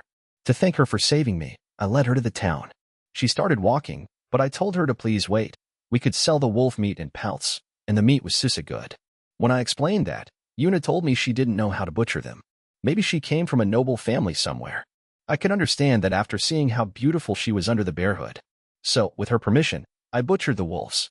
Yuna said she'd give me half the money from selling it, and that would pay for food for days. It seems like there's a lot Yuna doesn't know. She asks me a lot of questions. She really must be the daughter of some aristocrat. We went into the town and I got in trouble with Mr. Gintz for worrying him. We sold the pelts and the meat after I took a little bit that wouldn't go bad. Of course, I got permission from Yuna to take the meat home. It's been a long time since I've had meat. I'm grateful to Yuna. I tried giving Yuna her half of the money, but she didn't take it. She asked me to take her to an inn, and I thanked her, then did like she asked. The inn's between the guild and my house. It always smells good when it's time for food, and it has a good reputation. We got a lot of attention on the way to the inn. Yuna's clothes were weird, right? I would definitely look at someone wearing weird clothes like that if they were walking around town. I was a little embarrassed, but Yuna had saved my life, and she asked me for help. This was nothing. I took her to the inn, said thank you, and went home. I made medicine from the herbs. I'm not a specialist, so I can't make high-quality medicine, but it can keep my mom's sickness away a little. We had a hearty meal with meat for the first time in a long time, and I still had money. I think I'll be able to buy something nutritious tomorrow. I'm really thankful for Yuna. I woke up really early the next day and, as usual, went to the guild and asked if they had butchering work. And I took Yuna to was on the way. I wanted to thank her again, but I thought I might be a nuisance if I went inside. Then a black bear came out. It was Yuna. Yuna was apparently going to the guild to make an ID. I was going too, so we went together. I wanted to hold her hand, but I kept myself from doing it. The bear gloves look so soft. I want to touch them sometime. When we got to the guild, I left Yuna to go see Mr. Gintz, but there wasn't any work for me. I was thinking of giving up and going home, but there was a commotion in the guild. Based on the voices I heard, Yuna and the adventurers were going to fight. How did that happen? I ran to the training area in a hurry, but Yuna came over to me, smiling. She asked to borrow my knife, so I lent it to her. I didn't have a reason to say no. The battle started. Yuna won. Her bear punch was awesome. She didn't even need the knife. When the match ended, she gave it back. I was worried, so I waited outside while she got her guild card. This time, she came out without any trouble. I was glad. When I told Yuna that there wasn't any work today, she asked me to show her around the town, and she said she would give me a reward. First, we went to the weapons shop. Yuna bought a sword and 100 knives. She's rich, apparently, and it looks like one of her bear gloves is a bottomless bag. I was shocked. Then we went to the clothes store. I wonder if Yuna doesn't have any sense of fashion. She asked me to choose clothes for her. I think those bear clothes are so cute, but maybe she's going to stop wearing them. After that, it was lunchtime. She told me I could choose where we ate, so I told her I wanted to eat at the inn I took her to. It was really good. She even ordered dinner for my mom and sister. Finally, we went to the bookshop. She picked some books, and then I was done leading her around for the day. It was over a lot faster than I expected. Yuna went back to the inn to read her news books. I didn't have anything else to do for the evening, so I picked up the dinner from the inn and decided to go home early. My mom and sister were really happy. I hope tomorrow is this fun, too. Chapter 10. The Bear Practices Magic. I woke up early and headed out of town after breakfast. I was going to practice magic I couldn't try at the inn. The gate guard stepped away from his post to greet me. I was pretty sure he was the guy who helped me out a few days ago when I first came to town. Oh, missing the weird clothes from earlier, he said. Are you going outside? Yeah, here's my guild card. I showed him my guild card and held it over the crystal panel, like I'd have to even when I was leaving from now on. This one gate was the only way in or out I knew about. Nobody came or went without getting their criminal record checked. Looks like you've become an adventurer, he said, looking over my card. What's with this class, bear, thing? Just ignore that. Well, it's not wrong. Saying that, he gave me a pat on my hooded head. Whoa, it feels real nice to touch. Could you stop it? I pushed his hand away. Yeah, sorry about that. It's dangerous out there, so be careful. I'm just going to practice magic a little outside. I see. Well, as long as you don't get close to the woods, you won't get attacked by monsters, excepting if a pack roams out a ways, and that's not usual. Okay, I got it. I took my guild card back, left the town, and walked until I was sure I'd found a nice, empty spot. I would try out the physical enhancement magic that was written in the book first. It wasn't that difficult. I just needed to let mana course through my whole body. In WFO, this sort of buff was used by pure melee tanks and DPS classes. It didn't last for long, but it was a popular tactic for ramping up your damage output. I gave the mana circulation thing a try, then sprinted for a bit to test it out. Everything blurred around me before I skidded to a stop. I tried jumping. Ado. I jumped 10 meters straight up without even really trying. When I landed, it didn't hurt. Was it because of the physical enhancement? I tried testing out all sorts of things. With and without physical enhancement, I dashed, jumped, did a bear punch, and threw a bear kick. My power had definitely increased. I checked my status screen. Name, Yuna. Age, 15 years old. Level, 8. Skills, Fantasy World Language, Fantasy World Literacy, Bear Extra-Dimensional Storage, Bear Identification. Magic, Bear Light, Bear Physical Enhancement. Gear, right hand, Black Bear Glove, non-transferable. Left hand, White Bear Glove, non-transferable. Right foot, Black Bear Shoe, non-transferable. Left foot, White Bear Shoe, non-transferable. Clothing, Black and White Bear Clothes, non-transferable. Underwear, Bear Underwear, non-transferable. Bear Physical Enhancement? Bear Physical Enhancement. Routing mana through the Bear gear allows for physical enhancement. I closed the status screen silently, pretending I hadn't seen it, and decided to look for a place where I could practice attack magic. I wound up closer to the forest's edge.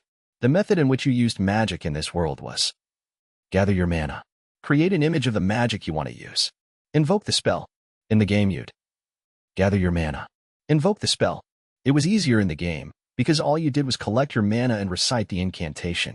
I gathered my mana and could invoke my magic by just incanting fire. In this world, I needed an image of something. But as someone who'd read a ton of novels and manga, and played all kinds of games, I had a plentiful repertoire of mental images to draw on. I collected my mana in my hands, imagining a blazing ball of fire. Fireball. There, I thought, that was easy. The bear held a fireball in its mouth. It wasn't hot. I stretched out my arm, imagining it leaping out. My target was a boulder about 10 meters ahead. The fireball streaked from the bear's mouth and into the boulder, demolishing it. Just to see if I could do it, I collected my mana and pictured the fireball. It took shape just like before. I confirmed that I could do it without an incantation. Still, it was easier to imagine it when I yelled fireball with my mouth, and it was faster to invoke. You needed an incantation in order to invoke magic in the game, and it was easier to invoke magic in this world by yelling the incantation. Next, I tried using water magic. Water ball. Just like before, a ball of water took shape in the bear's mouth. I took aim at another boulder and released. My target shattered, but far less dramatically than the last boulder did. In that case, I speculated, I could try freezing the water first. I imagined the mass of water turning hard and sharp and loosed another shot at the boulder. Ice arrows flew from my gloved hand and reduced it to shards. I couldn't use fire in the woods, so ice was useful. If I had fire and water, wind and earth would make sense to try next, I guess. I wrapped the wind around my hand. Air cutter. I let the wind blade go and watched it shear the next boulder right in half. All right, I thought, that leaves earth magic. All my time spent gaming told me it was the sort of thing you'd use to pull a wall out of the ground between you and the enemy. I collected mana in the bear and put my hand to the ground, imagining a wall coming together. Earth shield. The earth rose up into a wall. I didn't know how durable it was, but it was there. With that, I had conquered the 4 elements: fire, water, wind, and earth. I checked my status. Name, Yuna. Age, 15 years old. Level, 8. Skills, Fantasy World Language, Fantasy World Literacy, Bear Extra-Dimensional Storage, Bear Identification. Magic, Bear Light, Bear Physical Enhancement, Bear Fire Magic, Bear Water Magic, Bear Wind Magic, Bear Earth Magic. Gear, right hand, Black Bear Glove, non-transferable. Left hand, White Bear Glove, non-transferable. Right foot, Black Bear Shoe, non-transferable. Left foot, White Bear Shoe, non-transferable. Clothing, Black and White Bear Clothes, non-transferable. Underwear, Bear Underwear, non-transferable. Of course, all of it came with bears tacked on. Bear Fire Magic. Based on the mana that is gathered in the bear glove, gives the ability to use fire elemental magic. Power is proportional to mana and the mental image. When imagining a bear, power increases even more. Bear Water Magic. Based on the mana that is gathered in the bear glove, gives the ability to use water elemental magic. Power is proportional to mana and the mental image. When imagining a bear, power increases even more. Bear Wind Magic. Based on the mana that is gathered in the bear glove, gives the ability to use wind elemental magic. Power is proportional to mana and the mental image. When imagining a bear, power increases even more. Bear Earth Magic. Based on the mana that is gathered in the bear glove, gives the ability to use earth elemental magic. Power is proportional to mana and the mental image. When imagining a bear, power increases even more. In short, if I didn't have the bears, I couldn't use magic. Okay, I thought, I get it now. I'd already given up on ever getting rid of these things, but there was one part that bothered me. When imagining a bear, power increases even more. In the spirit of scientific inquiry, I pictured flames in the shape of a bear. A bright red, flaming bear appeared in front of me. For the time being, I let the bear go to town on a giant boulder, which promptly melted. I didn't want to ignite a forest fire, so I poured water on it to get it under control, but the fire didn't extinguish when I used normal water. I conjured up a water bear that threw itself onto the spreading pool of lava, cooling it until there was only burnt sedge, steam, and a much flatter rock left. This was dangerous, really dangerous. After I rested a while, I heard something parting the vegetation in the woods, and a single wolf appeared. In other words, I had a new practice dummy. I'd probably burn the woods down if I used a fireball, so I collected my mana and pictured a razor-edged shard of ice, and the way the light would play off it in rainbow patterns at this time of day. Ice arrow. It lodged itself in the wolf's head, and the wolf stopped moving. This bear suit really did come with the most broken aimbot conceivable. Of course, the same had happened with the rocks earlier, but those weren't moving targets. Now I knew that so long as I could aim, I'd hit. I didn't mind. It was useful. I got up close to the wolf and put its carcass in my bear storage to sell off against later. Wolves, huh. In WFO, wolves were usually mobs designed for beginner players to cut their teeth on. I hesitated slightly before I decided to go deeper into the woods, running mana through my shoes so I could sprint around and jump without worrying about where or how I landed. This bear gear was just way too handy. I'd be able to use my new speed and verticality to search for wolves. Mid-jump, I noticed a pack in the brush below me. I wonder if that's too many. Well, if I couldn't deal with them, I could just run away. I let myself land in the middle of them, loosing 3 ice arrows that drilled through 3 wolf heads. It looked like I could handle 3 at a time just fine. Earth shield. I instantly drew up a wall, and the wolves in front of me collided with it. In that moment, another wolf leapt from a rock, jaws snapping. Bear punch. The wolf went sailing off. Another wolf charged, and another bear punch sent it flying. There was no doubt that the power in my bear punch had risen. I created enough distance to start using magic again. Air cutter. I cut the nearest wolf in half, and shower of blood sprayed the air. Yeah, I thought, this doesn't feel that great. It worked like a game, but this was real, wasn't it? I decided not to use the air cutter anymore. Maybe beating them with ice was better? I guessed I would have to get used to it eventually. I would think about the unpleasant things later. Today was for magic practice. There were still wolves around me, after all. I jumped high and imagined as many ice arrows as I could. Several dozen materialized. I aimed them at the howling, broken pack beneath me and released them. Of course, I couldn't make headshots with this spray and pray approach, but every arrow hit somewhere in center mass. In an instant, several dozen wolves collapsed. I bear punched another wolf as I touched back down. I cycled from magic to punches to magic, over and over again. When the battle ended, countless wolf corpses lay scattered around me. I put them into my bear storage one by one. It would have been nice if they could disappear and turn into items. I wasn't hesitant about killing monsters. I'd done it plenty in WFO. The issue was the blood-stained bodies left behind. There must have been about 40 in total just from this encounter. It weighed on me enough that I decided to call it quits for the day and head back to town. Chapter 11. The Bear Becomes E-Rank. The gate guard guy patted my head again. I wished he'd stop treating me like a child. I headed from the gate straight to the guild hall. Everyone's gazes fell on me all at once. They all turned away when I looked back.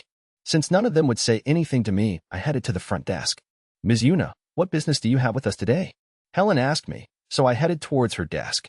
I defeated some wolves in the woods, so I'm wondering what I should do in this situation. If there's a quest form on the board and I accept it, would I fulfill it right away?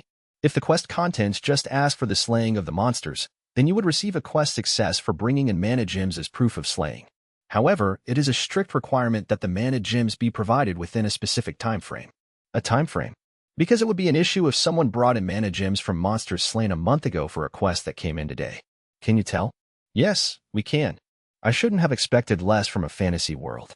Wolf slaying is a standing quest, so we can accept them at any time. However, you must also have their meat and pelts. You can feed a family for a day off the meat and such, it's a staple here, and the pelts are used for clothing and such. That's why it's a standing quest. In that case, can I ask for that wolf quest? Yes, 1 wolf is F rank. 3 would be considered E rank. Really? Well, I've got 40 for the time being, so could you take them? Ms. Yuna, what did you just say? I could hear voices whispering behind me. She says she's got 40 wolves. That's gotta be a joke. How would a single person defeat them? But it's that bear. Then it's believable. I haven't seen that bear in a fight. I saw it. Don't get on the wrong side of that bear. They went on and on like that. Sorry, said Helen, but where might they be? We can't accept just the mana gems. I haven't harvested them, but I've got them right here in my bottomless bag. You have a bottomless bag? And one that's big enough for 40 wolves? In that case, I'm sorry, but could you come to the building next door? Helen led me to the neighboring building. Some guys followed behind me, probably looking forward to seeing the show. We were heading to the place where Fina and I had sold the wolf materials earlier, but I didn't see Mr. Getz. A different man greeted us. From where I was, I couldn't tell if he had the day off or was in the back. Miss Helen, what is it? The male employee noticed Helen and came over to us. I brought wolves, so could you handle them? No problem. We're not butchering anything in the warehouse at the moment. In that case, Ms. Yuna, please take them out here. I started pulling the wolf carcasses out of my bear storage. I learned something important while I was stowing all those bodies. I could pull them out without putting my hand in the white bear's mouth by visualizing what I wanted to retrieve. I held my hand over the counter and thought of wolves. I was glad I didn't need to touch them. Behind me, my entourage was whispering again. There really are 40 wolves. Can't expect less of the bear. Mess with the bear and you'll end up like those wolves. I want her to punch me. I want her to step on me. It took all the resolve I still had to ignore that last part. I think this is it. MMS. Yuna, did you really defeat these all by yourself? I was practicing magic. Helen counted the wolves. 42. Looks like the meat and pelts are in good condition. We'll also need to buy the mana gems off you. Is that okay? I don't mind, but can you actually use wolf mana gems? Yes. Wolf mana gems aren't that powerful, but they're versatile. You can make a passable lamp with one of them and a light enchantment. Do the same with water, and you can draw a few drams from one at a time. In WFO, you only really saw people use these sorts of items as weapon mats, and they were only worth caring about if they were strong. But here it seemed like even the trash tier mats had practical, day-to-day value. We'll go through the formalities next, so if you could come back into the guild? When I turned around, the peanut gallery of adventurers was all agog. For the sake of not hearing any more twisted remarks, I ignored them and followed Helen. We'll count this as an ear-ink quest. Could you show me your guild card? I handed her my card. Once she had it in her hands, she looked up at me again. Can I ask you something? What is it? Did you defeat those wolves one at a time? I fought the whole pack. So, it was a group of 40. That would make it a Deer-Ink quest. Please wait a moment. I'll go consult the guildmaster. Helen came back from the back room almost immediately. Since you achieved the quest of slaying wolves for ear-ink 14 times, we will promote you to ear-ink. Are you sure? I received permission from the guildmaster. You can fight at Deer-Ink level all by yourself, so you're more than qualified. Well, it's not like I'm going to turn you down. We'll process it right now then. She reached inside the counter. First, this will be your retainer. That will be for the meat, pelts, and mana gems of 42 wolves. Since the wolves hadn't been butchered, we will take 20%. This must be what Fina was talking about. The 20% was probably the handling fee, since normal adventurers brought their stuff in already butchered. I nodded at Helen, took the leather purse with my pay, then put it in the bear storage. Lastly, I put my guild card in, too. Your ear-ink, now. Please keep up the good work. Thanks. Once I was done selling stuff, I went back to my room at the inn. I thought I might have racked up a couple levels, so I pulled up my status screen.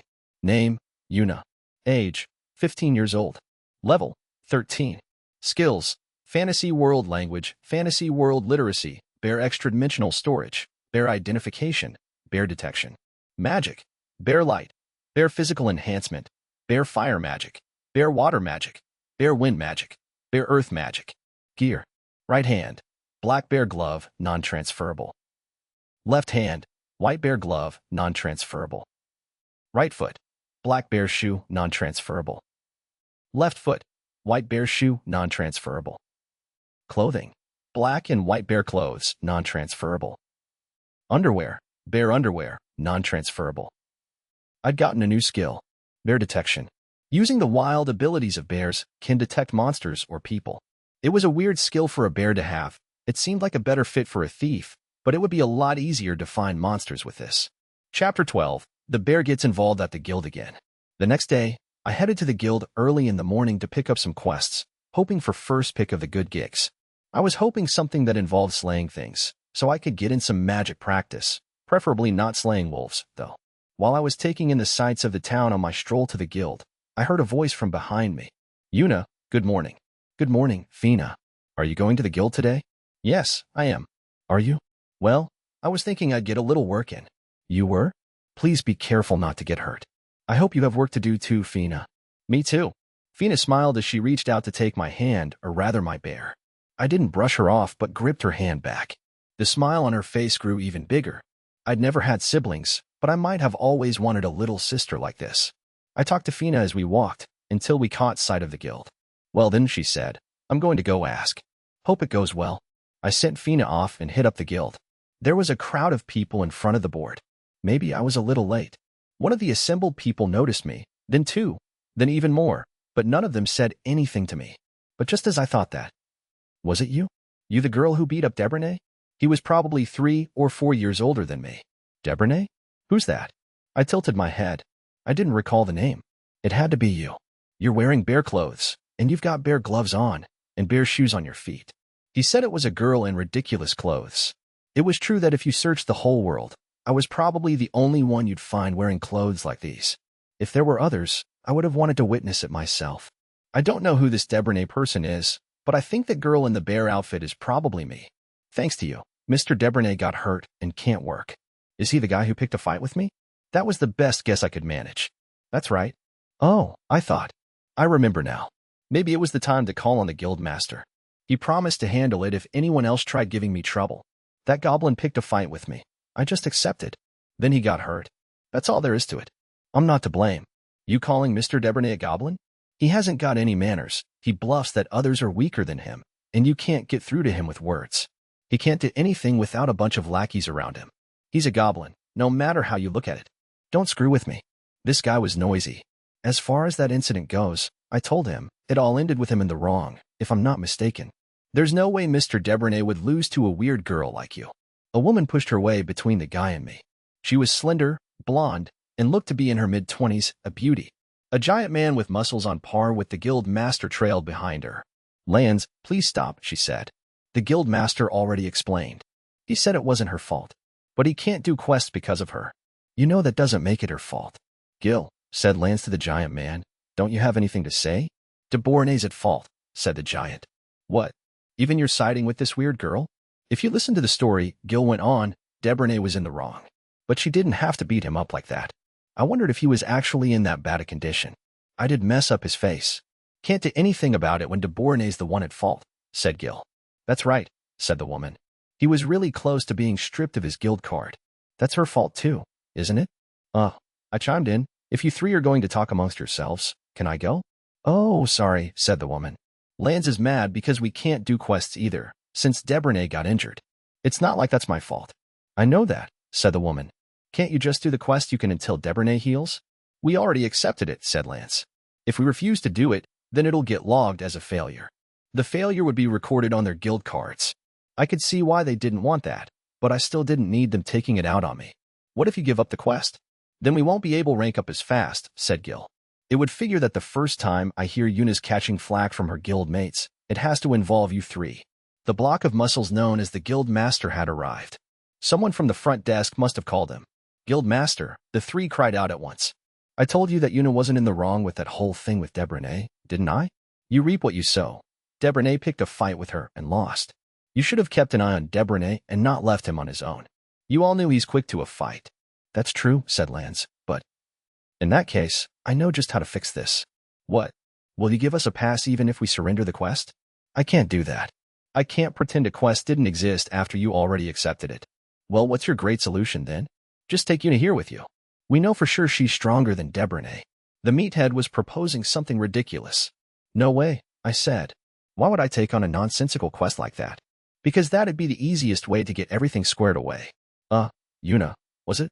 Would you just hear us out? The woman said. I noticed now that she was kitted out like a sorceress. What was I supposed to do? As someone who didn't have much experience with being in a party even in WFO, I wasn't enthused by the prospect. I wasn't a total loner, but the amount of time I'd spend in a party was pretty meager. Still, I couldn't think of any way to turn down the sorceress when she was looking at me like that. Debernay's party and I reconvened in a separate room. The guild master, incidentally, had run off. Wasn't that goon supposed to protect me from nuisances like this? Well then, we'll introduce ourselves first. I'm Relina. The one who was yelling at you is Lance, and the silent one is Gil. I'm Yuna. Let's start talking. The quest we accepted was goblin slaying. Goblin slaying? I thought. Goblins were humanoids with the brain power of your average gnat. Isn't that for scrubs? How weak are these people if they need a party? These aren't just normal goblins. We need to slay a horde of at least 50. That's difficult without our frontliner. 50 goblins. Slaying the wolf pack had been easy, and WFO's goblins and wolves had been about the same level, so they probably were in this world, too. Between a group of wolves and a group of goblins, which is easier? When it comes to quest rank, they're the same. Which is easier in actual practice depends on the composition of your party. I think goblins would be easier for us. Why's that? Because wolves move faster. They're a tough enemy with a support sorceress like me. With goblins, you can just plow through them in close combat. Goblins, huh? I thought I'd have to fight humanoids someday anyway. In WFO, that hadn't been an issue, but in real life, it was uncomfortable to think about. It's all your fault. Help us. Lanz, keep quiet. I didn't mind helping them, but I didn't want to do it in Deborane's place. This Lanz guy had a bad attitude, and Gil was just looking at me silently. The only decent one was Relina. My honest hermit's opinion was that working with him would be a pain. I didn't want to help. Still, I really had injured Deborane, but then again, it wasn't my fault. This was a dilemma. Can I set some conditions? If it's something we can do, then sure. So, you want to share the retainer, you slimy girl, said Lanz. I ignored him. Leave the quest entirely to me. You can take credit for its success. I'll also give you all the money. In return, I want you to make sure that Deborane never involves himself with me again.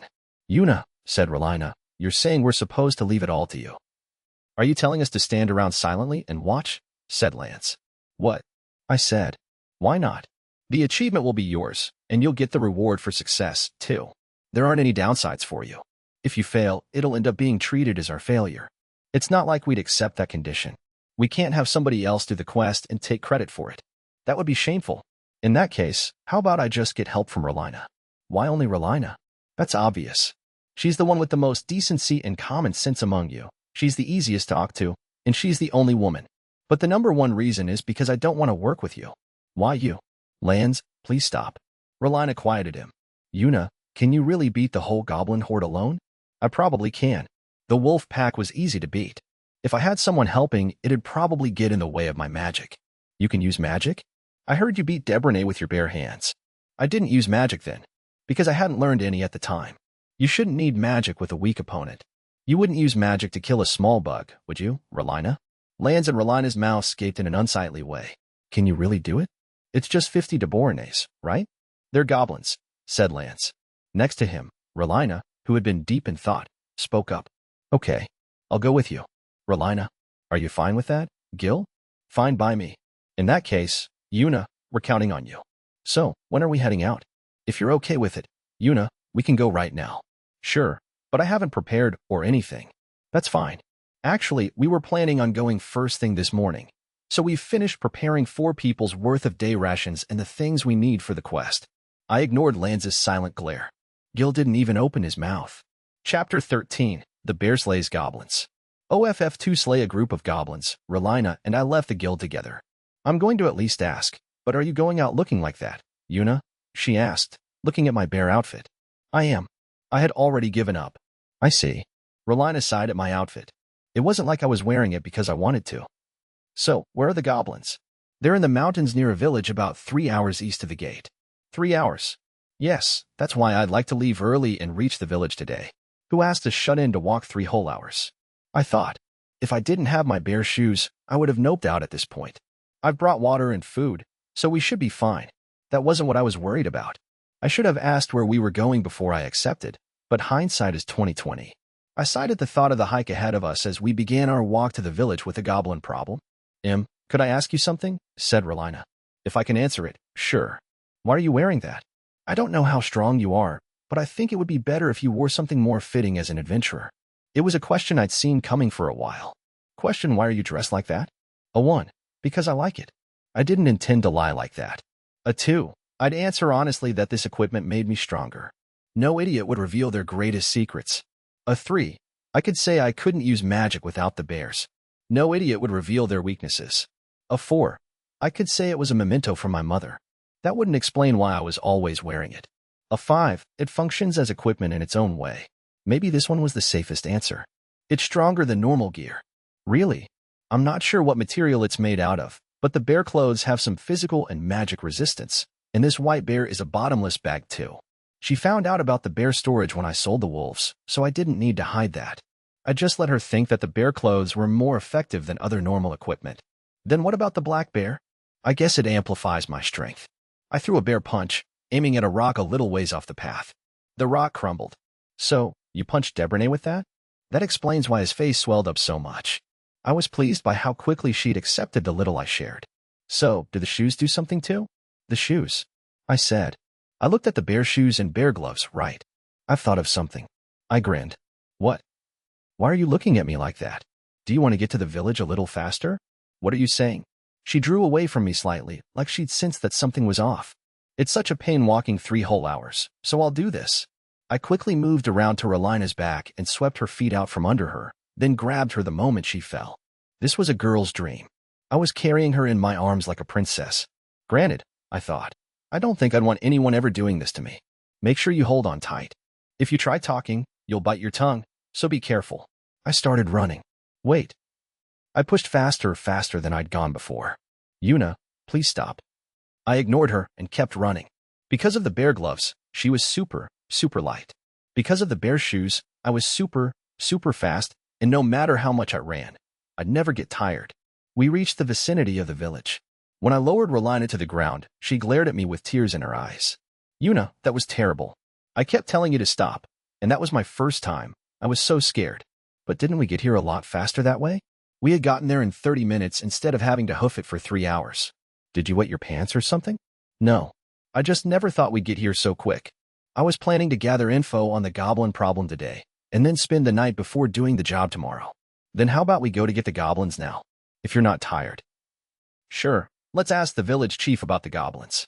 We greeted the gate guards at the village entrance. What's with that outfit? Are you an adventurer? After giving me a once-over, the lead guard looked Relina over next. I guess that the outfit comment was meant for me, which meant that the other question must have been Relina's to answer. We are adventurers. We came to deal with your goblins, Relina explained. Just you two. He looked anxious. Of course he would be. Even though there were tons of goblins and they'd put out a quest, only 2 girls had shown up, one of them in costume. Everything about this was worrying. Yes, we'd like to hear more about it, so can we meet with the village chief? The guard led us to a building in the middle of the village that was slightly larger than the rest. Is the chief in? He called. What is it? Roy, a man who looked like he was in his 50s, emerged. Some adventurers came for us. Oh, they came. Now we have some relief. His face dropped the moment he looked at me. Excuse me, but is it just you two? Yes, it's the 2 of us, said Relina, but we'll get the job done, so please don't worry. I see. He looked at us with the same unease the guard had. Appearances really are important, I thought. I'd be leery too if some little girl in a onesie turned up saying, I've come to deal your goblin problem. We would like you to tell us as much as you can about where you saw the goblins. Relina ignored the village chief's attitude and continued the conversation. You'll encounter the goblins in the mountain pass, said the chief, pointing out a nearby massif. The hunters have seen them multiple times. The report said you were dealing with about 50. Is that just an estimate? We sent several of our own into the mountain. One died to ensure the rest returned. They saw as many as you say. I see. Then we'll head over. If we don't come back by tomorrow, please tell the guild. Understood. We're in your hands. We left the village, following the path to the mountain. Yuna, can you really do this alone? It'll be fine. I just have one thing to ask you to do. Please remove the mana gems. I'm fine doing that. My skin crawled hearing her confirm my suspicion. Bringing back proof of slaying meant cutting it out of a pile of goblin corpses. Yup, I thought. No way. Blessedly, goblins couldn't be used for materials, so we had absolutely no reason to transport the whole bodies home. Then let's go, I said. I'll walk ahead, so you follow behind.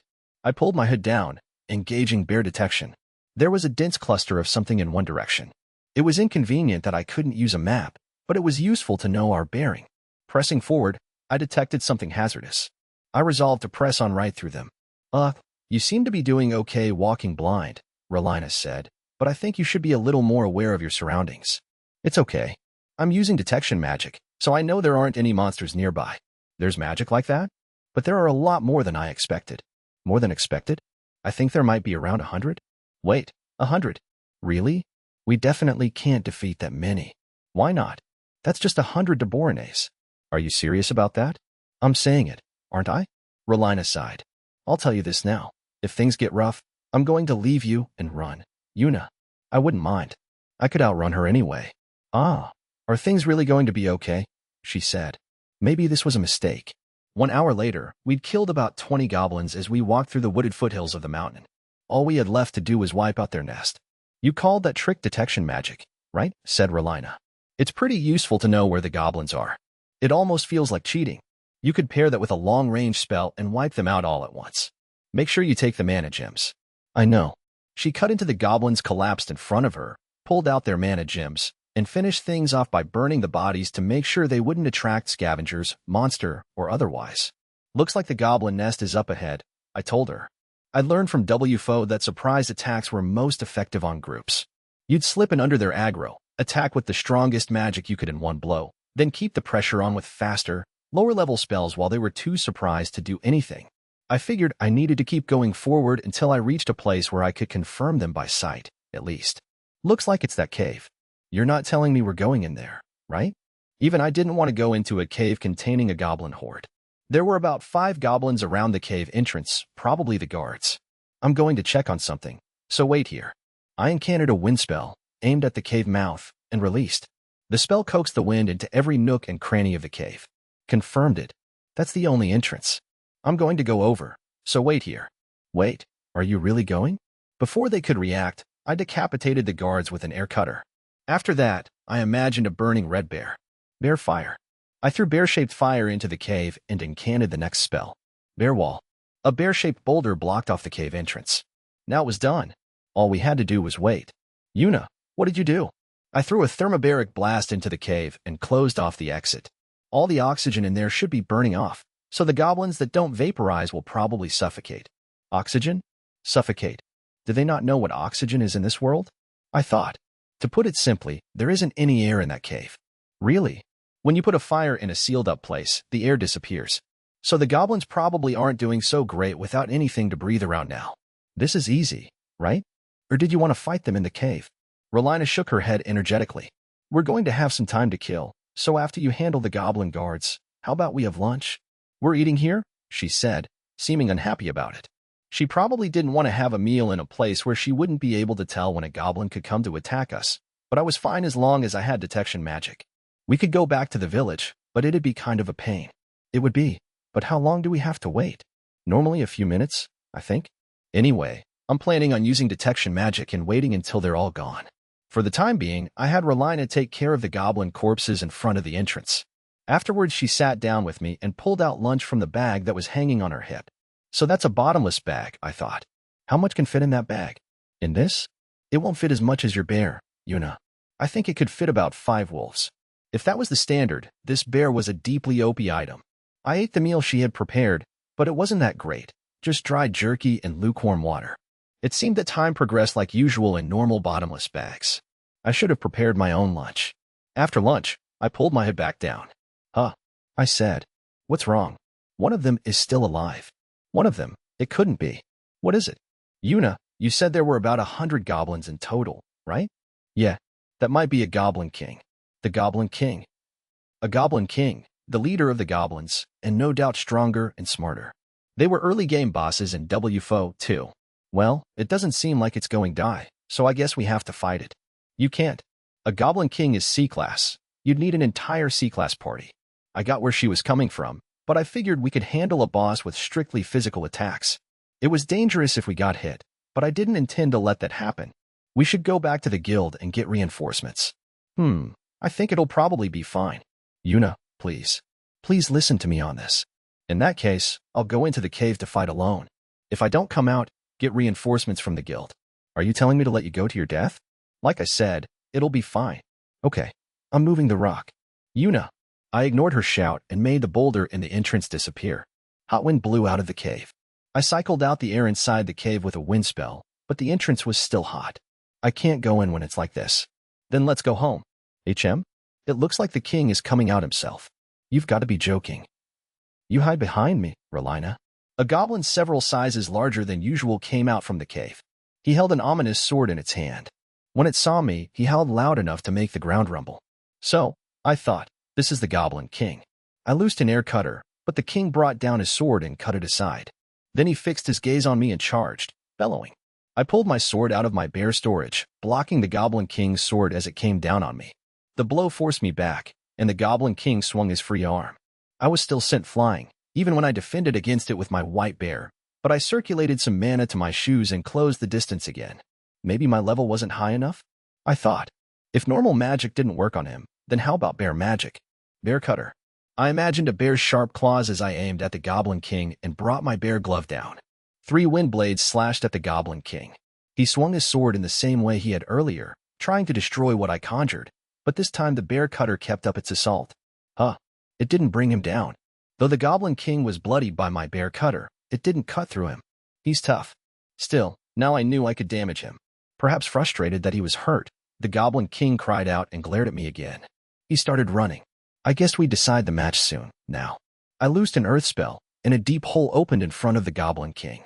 His anger had made all his blood rush to his head. Too busy looking at me to watch his feet, he tumbled right in. I was afraid that if I dropped bear fire on him I'd melt him, mana gem and all, so I aimed several bear cutters into the hole. Bear cutter, bear cutter, bear cutter, bear cutter, bear cutter. He was a lot more tenacious than I thought. I could hear his bellows from the bottom of the hole. He might have been trying to climb out, but my bear cutters were probably keeping him down. After a while of throwing bear cutters, I stopped hearing his shouts. When I looked through my hood, the Goblin King's signal had disappeared. I stopped casting, and Relina came out from the shadows of the trees. Is it over? He's dead. I can't believe you could actually beat a Goblin King. I was a little surprised. He was stronger than I thought. I'm going to make sure he's dead, so move away from the hole. I used earth magic to raise the ground at the bottom of the hole. The Goblin King that came into view was dead, his body frozen in a silent scream. His face still struck fear in me. He really is dead, right? Yeah. Just to dispel Relina's fears, I hit the Goblin King's motionless body with an air cutter. So, what should we do with this? Yuna, he'll fit in your bottomless bag, right? He would. Then, could you do that?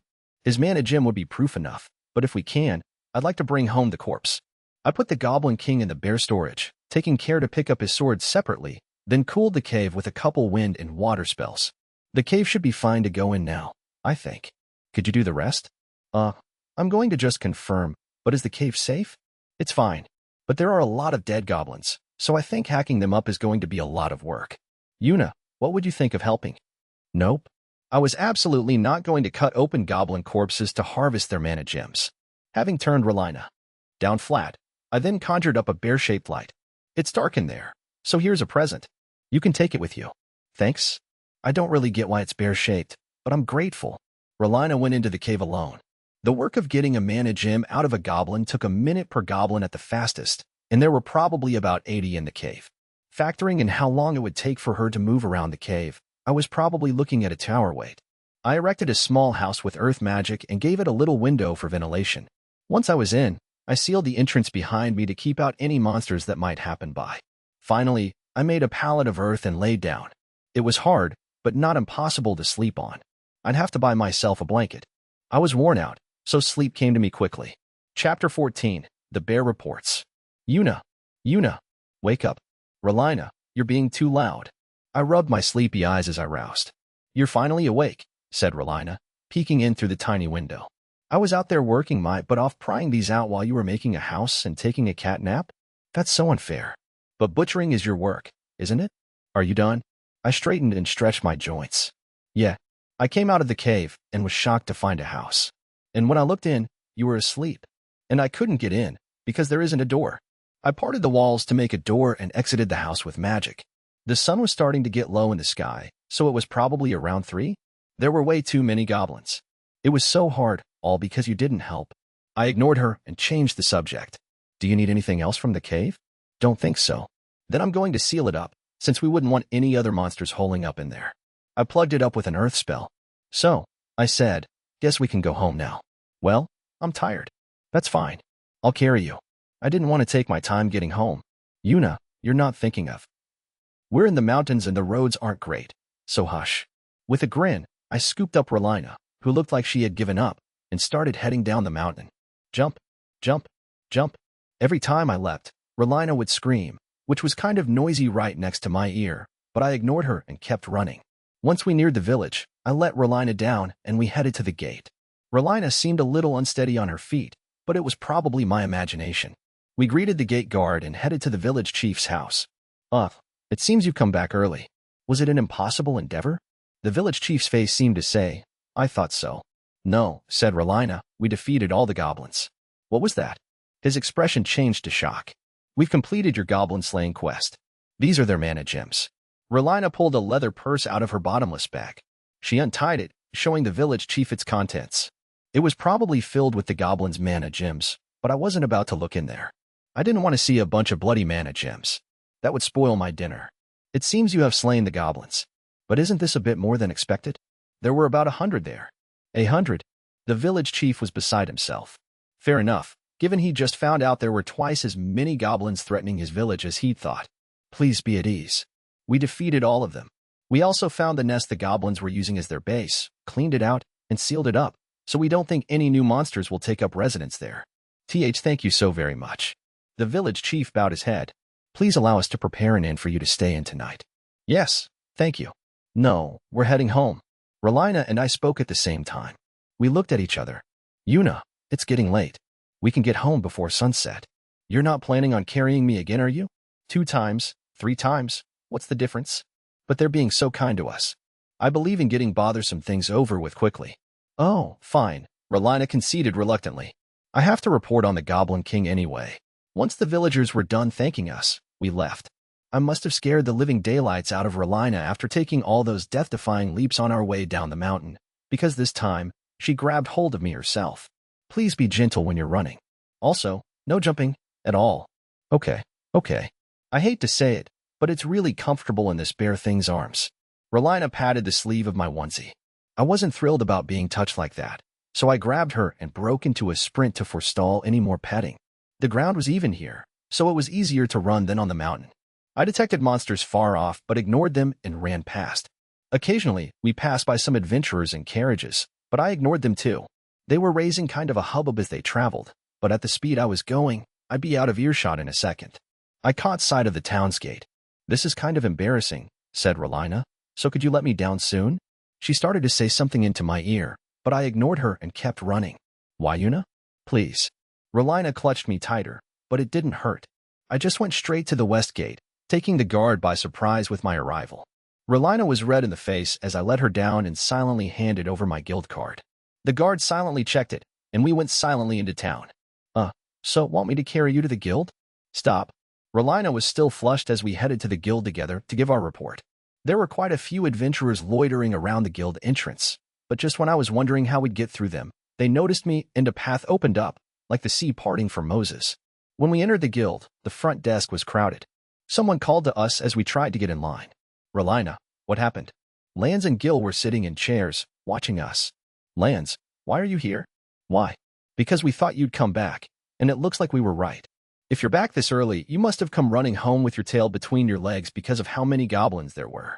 Lance smirked, clearly pleased by the prospect. Did he realize that us failing the quest meant that he'd be failing it, too? Lance, said Relina, we finished the quest. Unfortunately. Wah. His dumb face grew even more vacant-looking. We finished the quest. 100 goblins, plus a goblin king to boot. What? What are you saying? 100 goblins? A goblin king? That's not even funny. It's not a joke. Thanks to Lance's big mouth, all the adventurers inside the guild were looking at us at this point, whispering among themselves. 100 goblins? A goblin king? They must be kidding. There's no way they could have beaten a goblin king. But it's that bear. It is that bear. Maybe that bear really could do it? Yeah, I mean, it's a bear. Seriously, did they think it was because I was a bear? Helen drew us aside at this point. I'd like to ask you a few questions. If you could come this way. She led us to a desk off to the side, away from most of the people. Now, I'd like to hear what happened. The quest you accepted was to defeat a group of goblins that had appeared near the village of Tus, was it not? A group of about 50? Yes, but when we got there, there were 100 of them. Excuse me for saying this, but do you have the mana gems as proof of defeat? Relina pulled the leather pouch she'd shown the chief out of her bottomless bag. Would you allow me to examine these? Helen accepted our mana gems and operated some equipment inside the desk. Ah, yes, there is no mistake. There are mana gems from creatures slain today. I also heard something about a goblin king. Was that true? Yes, the nest was run by a goblin king. Is that true? In that case, you should have sent an urgent quest for a C-rank party. It was fine. Yuna defeated them. She defeated a goblin king all on her own. The bear defeated a goblin king. The bear. The bear. Echoes of those last two words spread across the guild. Is that really true? If you have the mana gem, could you please show me? Well, we brought the corpse instead. Ah, so it must be in your bear of holding, right, Yuna? It must be quite large. If you could make your way to the room next door. The adventurers trailed behind us like goldfish poo. Could you take it out here, please? I held up the white bear and pulled out the corpse. Gasps, shouts, groans, and all kinds of sounds came from around us. If looks could kill, everyone laying eyes on the face of the Goblin King's corpse would have dropped dead then and there. Our entourage cringed at the sight of it. They could see the many wounds on the Goblin King's flesh, which spoke to the fierce battle we had. Thank you very much. May we buy the corpse from you here right now? You can use it? Yes. Unlike goblins, a Goblin King's skin is tough and durable, so we can use it to make protective gear. Its bones can also be used for weapons and enchanted items, as can its mana gem. I'm fine with that. But what about you, Relina? I'm fine with it too. In that case, would you return to the front desk with me? We returned to the desk, still trailed by our goldfish poo string of onlookers. Relina's party accepted this quest. Since Yuna helped, how would you like to proceed? Please count this as a collaborative quest with my party and Yuna. Relina, I questioned. You're the one who defeated it, and we can't take credit for that. All I did was harvest the mana gems and talk to people. Understood, said Helen. Then we will treat it that way. Could all of the party members, Ms. Relina included, please present their guild cards? I'm fine. Lance, I didn't do anything. I actually thought she'd come running back here and was just watching. All I did was laugh at her and think she could never defeat a whole goblin horde all on her own. Gil, I don't need it either. I didn't do anything. Understood. In that case, we will process this quest as being fulfilled by Ms. Relina and Ms. Yuna. Are you fine with that? Yes, please do that. Then this will be the sum for buying back the goblin mana gems and the quest fee. In addition, this is the bonus money for buying back the Goblin King. She handed us 2 bags. Relina handed the Goblin King bonus to me, and also divided the quest fee money in half before handed that to me, too. I accepted it modestly and put it in my bear storage. Sorry for what happened before. I'll talk to Debrene for sure. Lance, too. No, it was fun for me. Plus I got to practice magic on a Goblin King. That had been an enlightening experimenting. When we left the guild, Relina invited me out to dinner with the party. We ended up eating at a restaurant she liked with Lance and Gil. Lance finally lowered his head and apologized. Gil also apologized for not coming along to slay goblins. I accepted their apologies and paid for the meal. Are you sure? They asked. Yeah, I got the Goblin King bonus, and you can think of it as Deborah's medical treatment fees. I see. In that case, we'll gladly accept the meal. Thank you. The 4 of us enjoyed the food and went back to the inn. I told Elena that I didn't need dinner, went back to my room, and climbed into bed without even taking a bath. Chapter 15, The Bear Takes a Rainy Day Off Part 1. It started raining the next morning and didn't stop, so I holed up in my own room and read my bestiary to pass the time. Most of the creatures in it were the standard fantasy fare you'd expect to find in RPGs, light novels, and manga. Maybe I could travel the world trying to find as many of them as I could. After reading a while, my stomach told me it was time for food, so I went downstairs to get lunch. Despite the rain, there were tons of customers in the dining room. When I asked Elena about it, she said, "Oh, it's because the rain apparently did away with all the street vendors. The customers gather at places where they're protected from the downpour." I looked around the dining hall and couldn't seem to find a place to sit. I didn't really want to share a table, so I was about to leave. Ms. Yuna, sorry, but it seems we don't have seating, so would you be able to eat in your room? Yeah, that's fine. Please bring me the special for today. Understood. I'll bring it to your room right away. About 5 minutes after I got back to my room, there was a knock at the door. That was faster than I expected, I thought. Ms. Yuna, could you open the door? When I opened it, Elena was carrying a steaming meal. Because lunch fees weren't included in the cost of rent, I put the meal on the table and paid Ms. Elena. Thank you. Break a leg out there, Elena. Yes, this is the time for making money, she answered me lightheartedly before going back to work. I gratefully ate the meal on the table. It was a veggie stir-fry with meat in it, and warm soup with freshly baked bread. I nibbled at the bread, though I was starting to yearn for rice.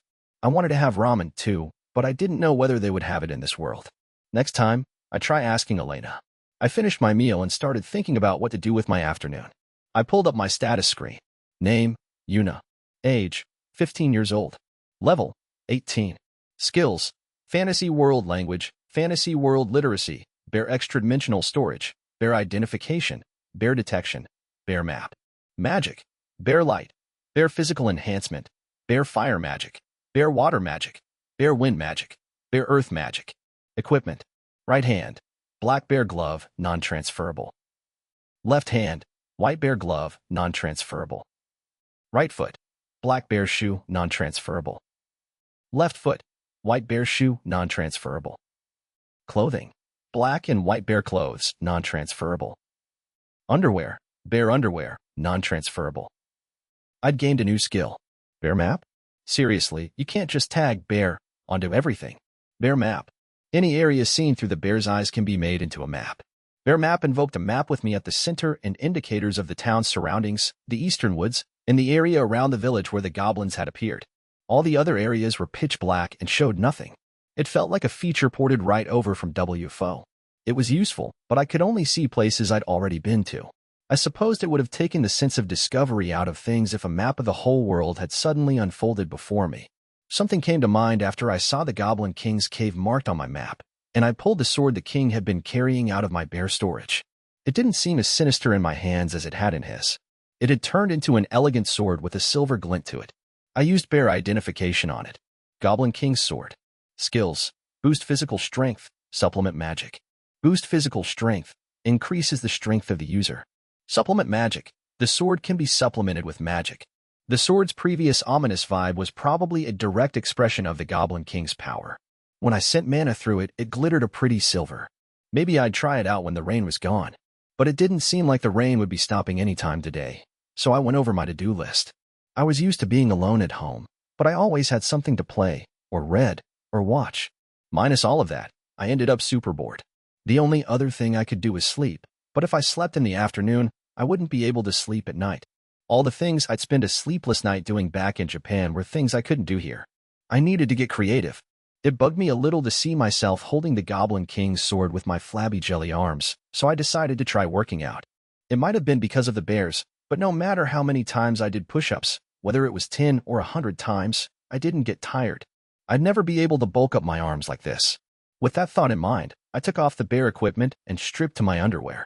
Well, I was wearing a shirt on top, but the only bottoms I had on were the bear underwear. The underwear I'd bought the other day felt so scratchy that I didn't wear them. Maybe I'd go to the high-end store next time. I tried doing a push-up. I couldn't even do 10. Nothing had changed since when I was in Japan. I gave up on my jelly arms and obediently decided to wear the bear. Scary as it was, I was starting to become more and more at home in the peculiar outfit. Chapter 16. The Bear Takes a Rainy Day Off Part 2. I gave up on working out and I decided to look for things to do downstairs. The dining room was packed like it was during lunch, but right now no one was eating. Elena sat at the counter, looking tired. "Oh, Ms. Yuna," she said. "Sorry about earlier." I didn't mind. "So, what do you need?" "I'm just trying to kill some time." I sat down at the counter. "We don't really have anything for that." "Well, could I get something to drink?" "Yes, you may." She went into the back and came back with 2 glasses, one of which she handed to me. "Here, try this. It's Mira fruit juice." I thanked her and accepted the juice. It was a little sweet and sour, if a bit lukewarm, unfortunately. Then again, if it was lukewarm, I just had to cool it down. I put the black bear hand on the cup, called up some mana, and pictured ice forming into neat cubes. There was a plunking sound, and ice floated in the cup. "Wait, what is that?" "I just put some ice in the juice," I said. "I thought it'd be better cooled down." I took a sip. I'd made it several levels more delicious. "See, could you do that for me, too?" Elena offered her cup to me as I savored my juice. I didn't have a reason to turn her down, so I dropped some ice into her cup. "Thank you so much." Elena swished the ice around in the cup and drank it once it was cool. It's so good. I can't believe it tastes so much better when it's colder. This might be great on hot days. But I don't really have space in the refrigerator to keep juice cool. Refrigerators existed in this world. You could make a basic one with any old mana gem, so long as you charged it with ice magic. But if you wanted a fridge with a freezer, you needed an ice-type mana gem. Up north, my bestiary explained, you could find ice-aligned monsters to harvest them from, but the difficulty and the distance involved meant refrigerators with a freezer compartment were luxury items. If only my refrigerator were a little bigger. Elena sipped wistfully at the ice juice. "Can you not use magic, Elena?" "Of course not. If I could, I wouldn't be the daughter of an innkeeper." "I'm jealous you can, Yuna." The user's guide for the bear gear said that you had to channel mana through it, so I knew I at least possessed mana, like all the people of this world. And yet, I couldn't use magic if I wasn't wearing the bear gear. Elena also had mana, but she was saying she couldn't use magic. I didn't really get what the relationship between mana and magic was in this world, but maybe she was the same as me when I wasn't wearing the bear gear. Maybe, with time, I might be able to get to a point where I could use magic without the bears. In the end, Elena and I chatted until it was time for dinner. I was happy to have found something to do, but Elena got a talking to from her mom for not doing her work. Chapter 17. The bear gets into trouble. Andrus is to D rank. After slaying the Goblin King, I accepted more quests at the guild and got a lot of experience. In applying magic, at visualizing spells, at figuring out how powerful my bear magic was. In using the Goblin King's sword and channeling mana through it. In using throwing knives. And finding out how powerful my bear offense and defense was. I had verified all kinds of things in the past few days. Most recently, I confirmed how much I could put into the bear storage and how big it was. I put away the wolves that had been my guinea pigs for the day and went to report to the guild. "Ms. Yuna," said Helen, "did you just bring back wolves today, too?" "Yeah," I said, "that's right." "Really? Why are you asking me that?" "Lately, adventurers on slaying quests have been coming back empty-handed. It seems there are no monsters out there to slay. When adventurers go to slay goblins, the goblins are nowhere to be seen. If there's a village requesting orc slaying, the orcs are gone before they know it. When they go out to slay kobolds, there are none. Some go to just slay horned hares and find none. And this hasn't just happened once or twice. Do you know anything about this?" She gave me an inquisitive look. The answer was a most definite yes. Everything she named, I'd killed. I still had them put away in my bear storage. "I see," I said. "That sure is too bad for the adventurers who took those quests." Helen sighed deeply at my attempt to play dumb. It seems that they've witnessed a girl in a cute black bear costume many times before going out to slay monsters. "Is she possibly a friend of yours?" She silently looked me right in the eyes. I kept myself from looking away, even though I wanted to. Maybe my outfit is just trending right now? There's no way that's the case. The only one dressed that way is you. It's only you. If you knew already, then you could have just said so from the beginning. The guild master told me to call you over if you came in. Why? It's not like I was stealing their quests or anything. It's just when I happened to head over there, I just happened to defeat some monsters because they were around. Yes, there's no issue with that. Especially since you haven't taken the quest money. In that case. But, since you're registered at the guild, we'd like you to report the monsters you've slain as part of your duties. In that case, the adventurers who took those quests won't be given failures. I got it. I'll report it from now on. However, I still need you to meet with the guild master today. Seriously. Yes, seriously. I'm going to escort you there right now, so come with me, please. Helen dragged me to the guild master's room. "Guild master," she said, knocking at the door. "I've brought over Ms. Yuna. Come in." Helen led me inside. The guild master was there, working at a desk. "So, you've arrived. You can go back to work, Helen. Yuna, you sit down right there." He pointed at a table in the middle of the room.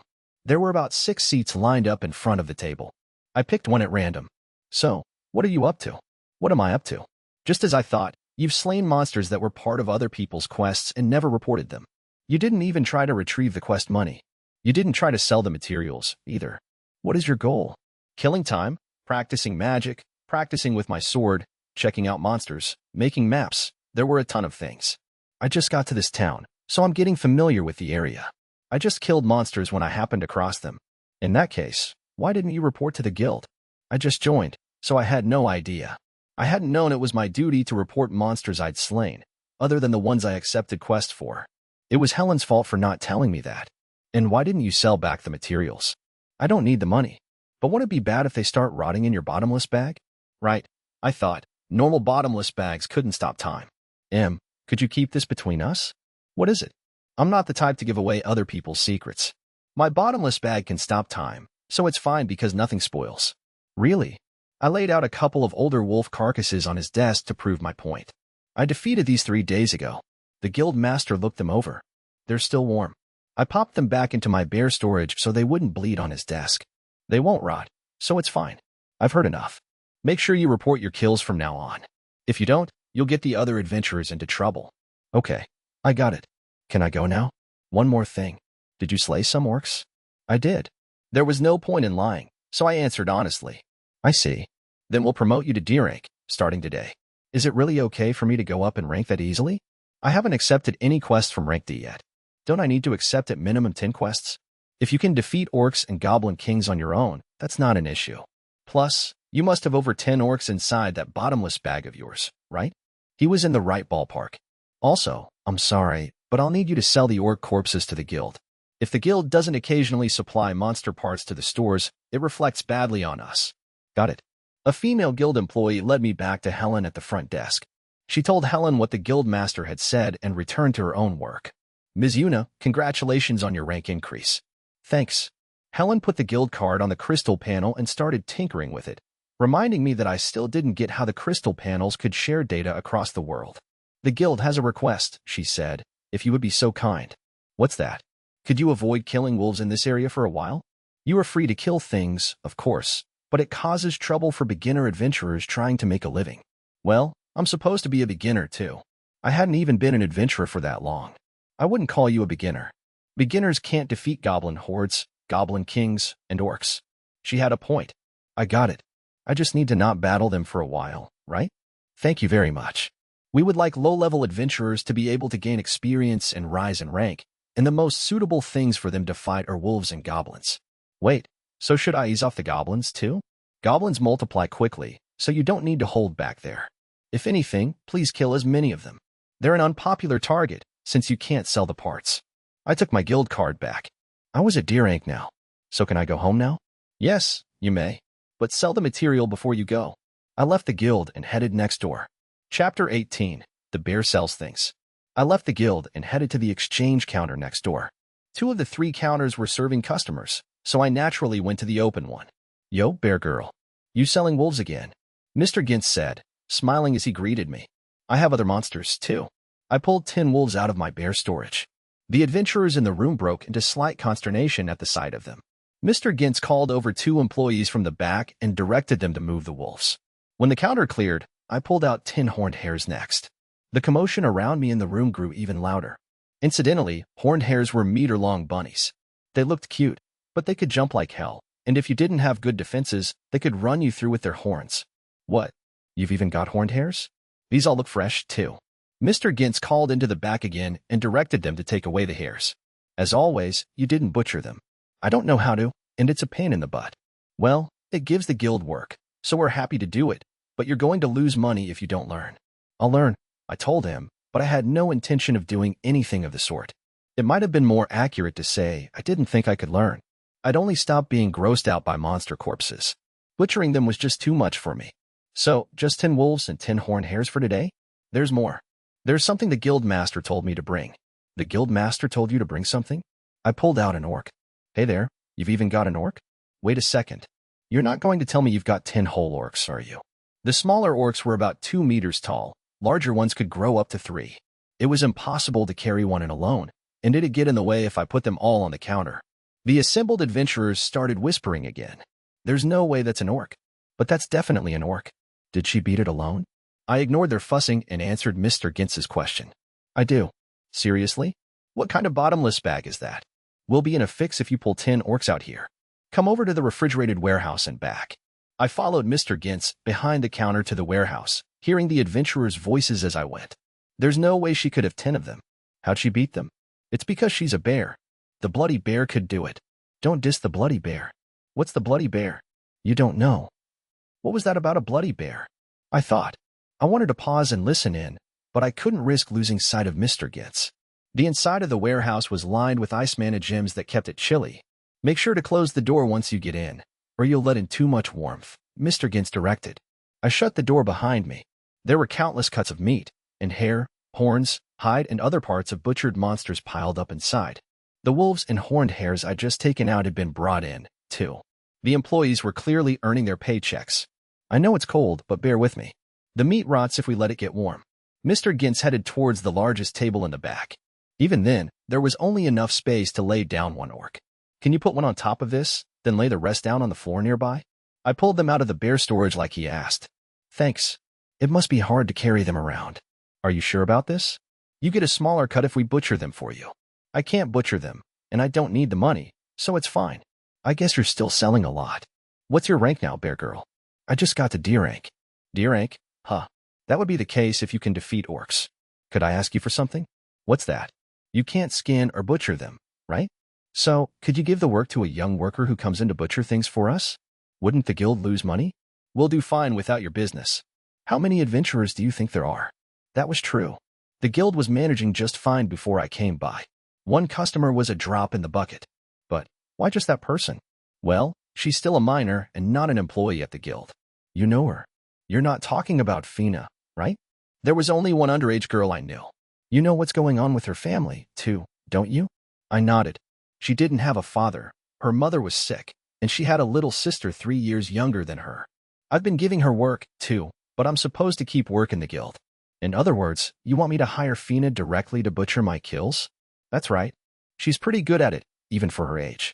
She's also good at skinning, so I don't think she'd damage the merchandise, either. I don't mind, but I don't know how long I'm staying in town. That's fine. Just do it as long as you're around. Actually, how much should I pay her? I don't know the market rate for harvesters. The guild takes 20%. You can just give her 10% of how much you sell the harvested materials for. Is 10% enough? That's actually on the high side. You can even give her less if you think it's too much. Got it. Well, I'll call in Fina, so just wait here. Mr. Gintz happily headed into a back room. I thought he'd be gone for a bit, but he immediately returned with Fina. Yuna. She ran over and hugged me. Yeah, she was cute. I gave her a pat on the head. Fina, how've you been? Good. Is it true that you're giving me work? Yeah. Could you butcher the monsters I brought in? Thank you so much. Fina's face broke out into a wide smile. So, Fina, said Mr. Gintz, you don't have to come over here for a while.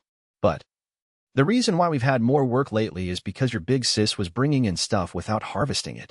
If she gives you the work, we won't have as much to do in the guild. I'm going to have you put in a good day's work today, though, so don't worry. She brought in some wolves, horned hares, and orcs, 10 of each. That's so many. So, what should I do starting tomorrow? Can I come over to your inn tomorrow, Yuna? Sure. In that case, I'll come around 7. It was kind of early for an appointment, but the people in this world started working as soon as the sun came up and finished once the sun went down. Nobody worked under the light of a mana gem. I left the freezing warehouse for the muggy heat outdoors. I collected my cut from Mr. Gintz and went back to the inn. Chapter 19. The bear is dubbed the Bloody Bear. I had a delicious breakfast that day at the inn, too. Not having to cook was the absolute best. As I basked in my hermit's dream come true, Fina came skipping in, full of energy. Yuna, good morning. Morning. I slurped my hot soup, savoring the taste. Just wait a bit. I'll be done eating in a sec. Okay, that's fine. Elena, could you bring Fina something to drink? Yuna, it's fine, just sit. I have something to tell you today. When I said that, Fina sat down obediently in the chair in front of me.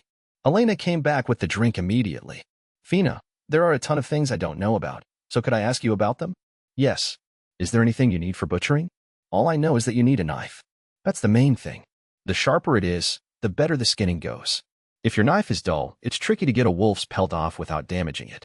If it's high-level monster, sometimes you can't butcher them with a normal steel knife. What about your knife? It's a steel knife, but Mr. Gold made it, so it's a good one. Do you need anything else? I guess just a place to do the butchering. It'll help if there's water nearby, too.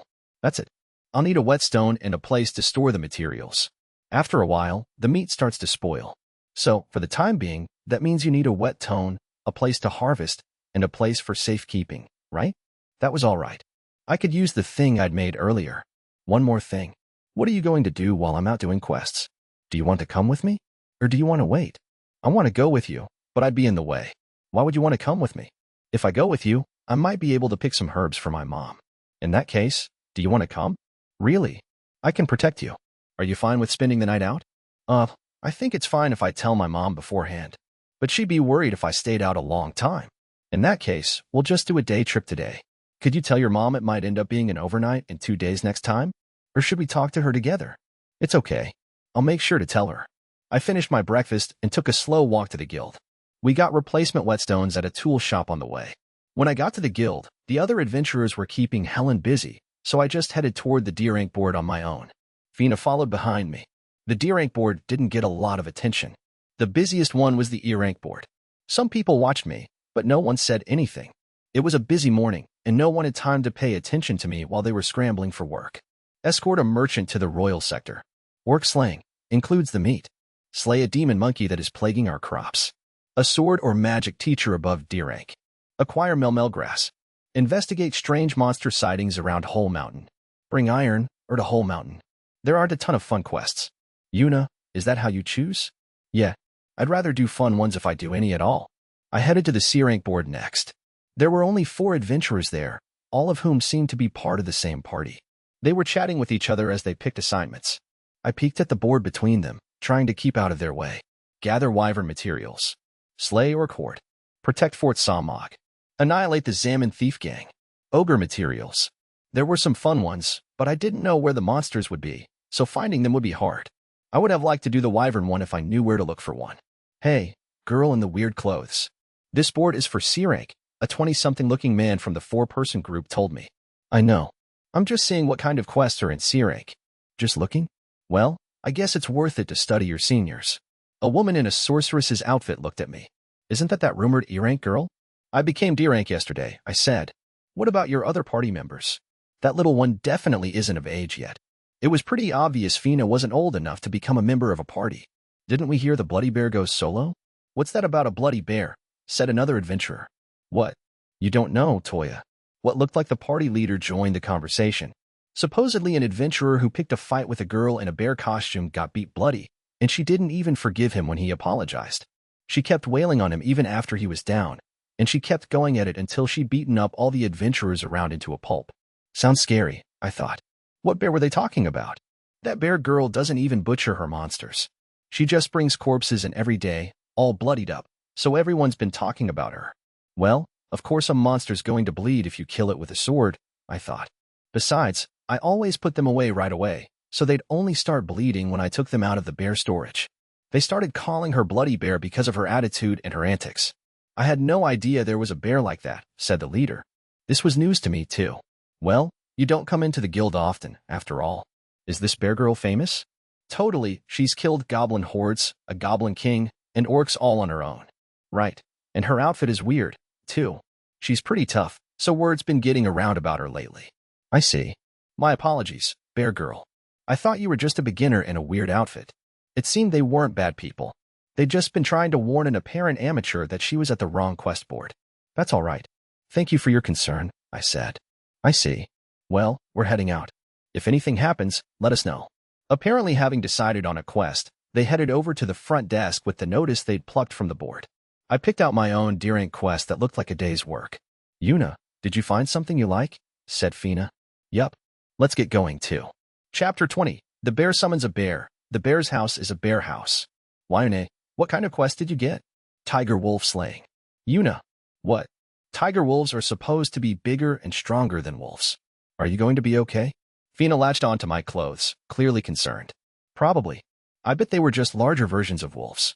I gave Fina's worried little head a pat and headed out of town. There were merchants and adventurers getting a late start lined up at the gate. We lined up, I flashed my guild card at the gate, and we left. We went off-road and walked for a few minutes to get somewhere where there weren't as many people around. There were a couple adventurers staring at us from a distance, but I ignored them and stopped walking. Yuna, give me a sec. I'm going to pull out something to ride on. I told Fina to step back a little and stretched out both my gloved arms. I poured mana into them. The bears' mouths opened wide, and 2 large, warbling masses, one white and one black, leapt out of the left and right mouths. They started to wriggle, then slowly stood up on all fours. Shockingly, any creatures I summoned were also bears.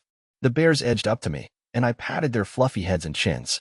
They squinted like they were enjoying it, and gently nuzzled my face. Yuna. Fina took a step back. It's okay.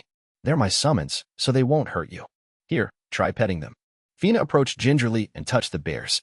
When she realized the bears weren't going to hurt her, she smiled. Okay, Fina, how about you ride on Kamakyu? Kamakyu. The white one's Kamakyu, and the black one is Kamayuru. Kamakyu squatted to make it easier for Fina to get on. Go ahead. Fina timidly mounted Kamakyu. Once she was on, Kamakyu stood up slowly. Ah, Fina whimpered. You'll be fine as long as you hold on tight. Actually, thanks to Kamakyu's ability, the only way you're getting off is if you jump off yourself. You won't fall, even if you fall asleep or let go. Once I'd calmed Fina down, I mounted Kamayuru. We'll start out slow, then speed up once you get used to it. Oh, okay. Straddling our bears, we rode towards the tiger wolf's den. I don't have to tell you that the adventurers, merchants, and travelers nearby were gawking at us. I'd been kind of shy about summoning steeds where others could see, but waiting until I was far away from town every single time got old fast, so I decided to just ignore the stares. Our bears sped up slowly. We were heading into the mountains, even deeper than where I'd found the Goblin King. It was a 6-hour walk, but we would get there in about half an hour on bareback. Ha. Fina seemed like she was starting to have fun. It's not like bears had speedometers, and I had no frame of reference, never having driven a car or ridden a motorcycle, but I did know we were going pretty fast. Despite our speed, we were sheltered from the wind because the bears' entire bodies were cloaked in the magic I'd invoked. That was how I knew we'd get safely to our destination, even if we fell asleep. The bears suddenly accelerated as we approached the village where I'd stopped during the goblin slaying. I didn't want to scare the village out of their skins by dropping in unannounced on summoned bear steeds, so we detoured around it. Our pace dropped once we got into the mountains. We climbed slowly from there. I'm pretty sure it's somewhere around here. The quest slip had said they could be found in this area. I dismounted once we found some level ground partway up the mountain, checked to make sure I had enough clear space, then started taking items out of my bear storage and setting them up. Yuna, Fina yelled, seeing what I was pulling out. She was doing a lot of yelling today. I'd pulled out a bear house. It was 2 stories high, complete with a yard. The facade looked like a massive bear standing on all fours. The entrance was the bear's wide-open mouth, and the second story looked like a bear cub riding on its back. It even came with an attached storehouse. How about we go in and take a break? Sure. I had Komayaru and Kamaku wait in the yard while we headed in through the bear-mouthed doorway, almost like the bear was eating us. The inside was decorated Japanese style. Oh, make sure you take your shoes off over there, I told Fina, just in case the customs in this world didn't match. The entryway where you took your shoes off led into the living room. The first floor had the living room, kitchen, dedicated bath, restroom, and a mini storage space. My room was on the second floor, along with a few guest rooms. The cubs had formed the roof. I was thinking I could use it to dry my laundry outside. Oh, have a seat somewhere over there. I pointed at a sofa-like chair. Yuna. What? What is this house? I made it for myself with magic. My experiments with the bear storage had proved it could handle anything, no matter how heavy or how many things I stored, so I'd made myself a house for traveling. I'd built it with earth magic while visualizing a bear, which, of course, made it a lot more powerful. I used a few low-power earth spells to make the walls and set up the room divisions, bought and installed mana gems for the rooms where I needed water, and even installed a fridge in the kitchen. Since I'd set up light mana gems in each room, I could light the place up at night. If I just had a TV and a computer, my hermit abode would be complete.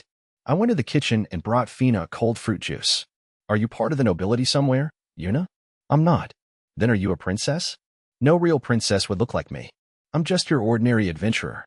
Fina seemed like she wanted to say more, but she kept quiet. Once we've rested, I'm going to head out and look for a tiger wolf, okay? What about me? You can go out and look for herbs for your mom with Kamaku.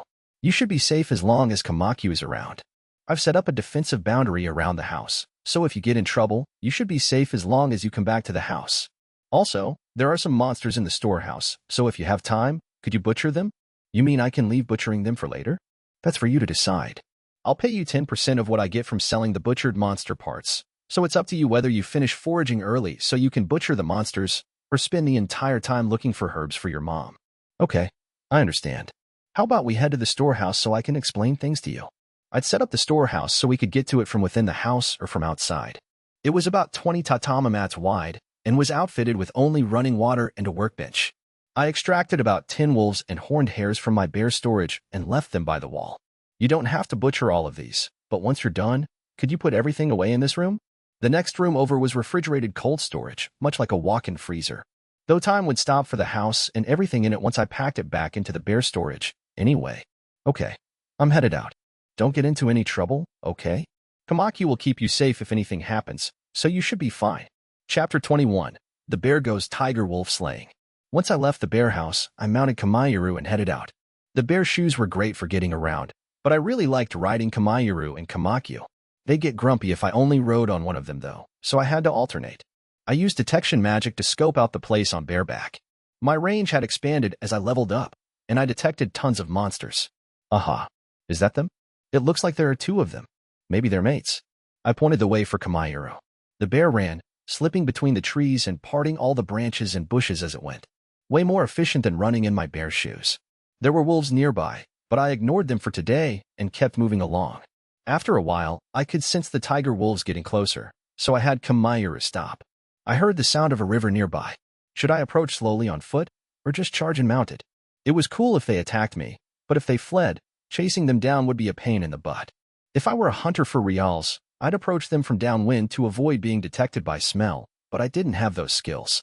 I guess I should just rush in, I thought. I pointed Kamayaru in the tiger wolf's direction. We started to run, slipping up the mountain like a shadow. When we reached the river, two large felines, the tiger wolves, were resting there. They stood up sluggishly at the sight of us. One snarled. They were trying to see what we were doing. They're bigger than I thought. One of them was about Kamayaru's size. The other one was even larger. Maybe the smaller one was the female and the bigger one was the male? I thought.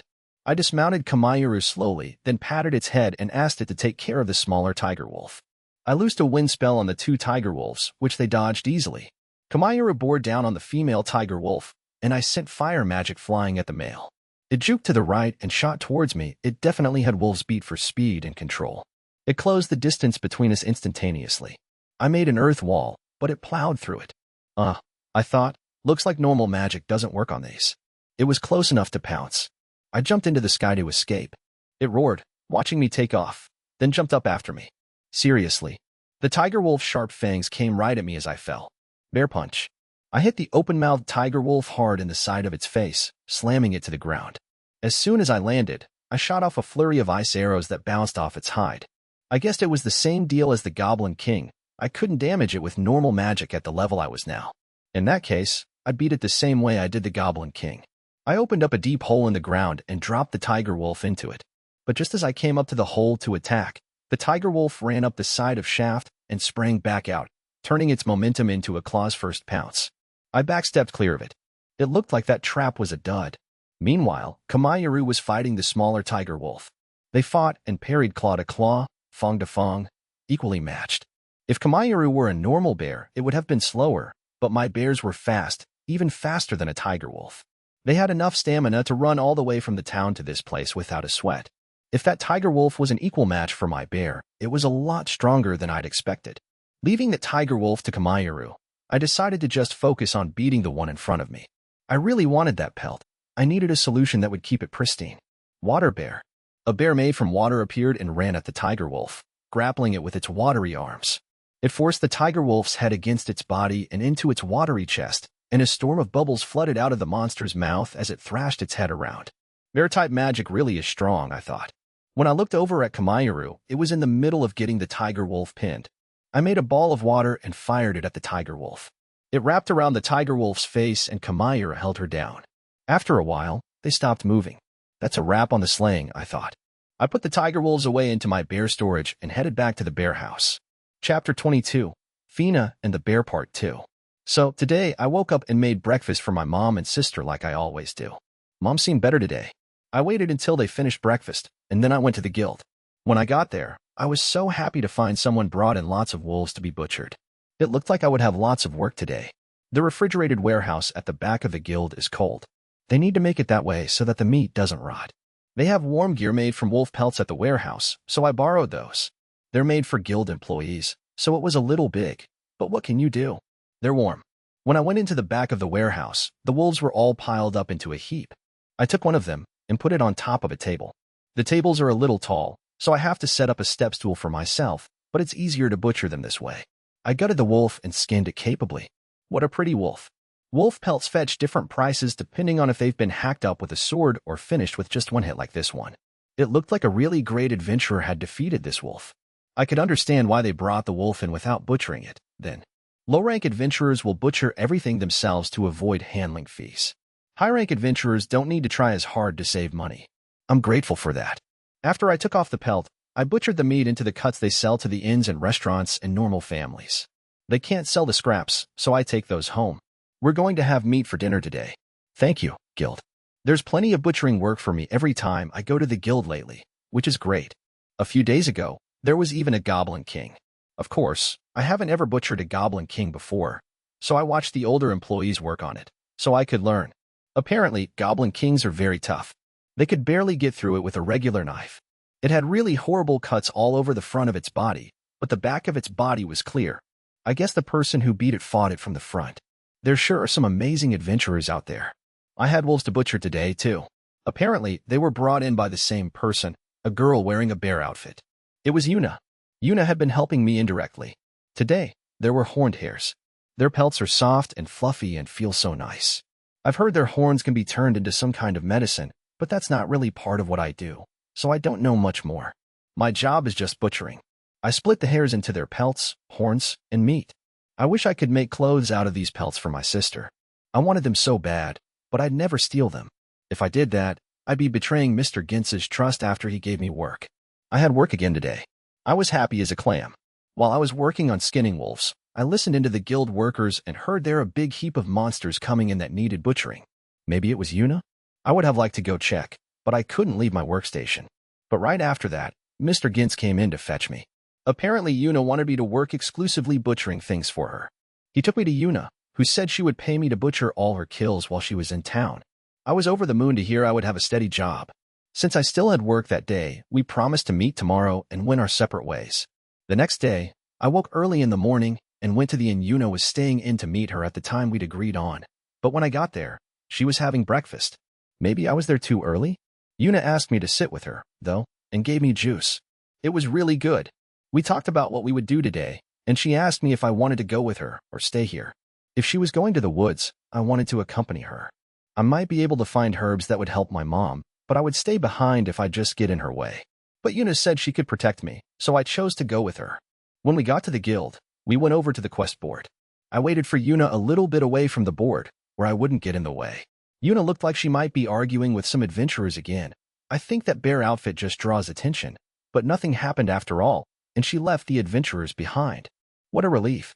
It looked like she'd found a quest she liked, so I asked her what kind of quest it was. She told me, tiger wolf slaying. I was speechless for a whole second. I don't know much about how adventurers work, but can D-rank quests really be completed by a single person? It looked like everyone else was making parties to fight together. Was it really okay for me to tag along on a quest like this? Chapter 23, Fina and the Bear Part 3. We left town through the gate. Actually, I'd never asked Yuna where we were going. Maybe there were tiger wolves in the woods nearby? Then Yuna said that we were going far away, so she would take out things to ride on. I didn't know what she meant by take them out. She told me to step back a little. When she held up her gloves, black and white things came out of them. I was wondering what they were when then they started moving. They were big, scary bears. They stood up, and then snuggled up to Yuna. She hugged them and petted their heads. I was watching her, and then she told me, "It's okay. They're my summons, so they won't hurt you. Here, try petting them."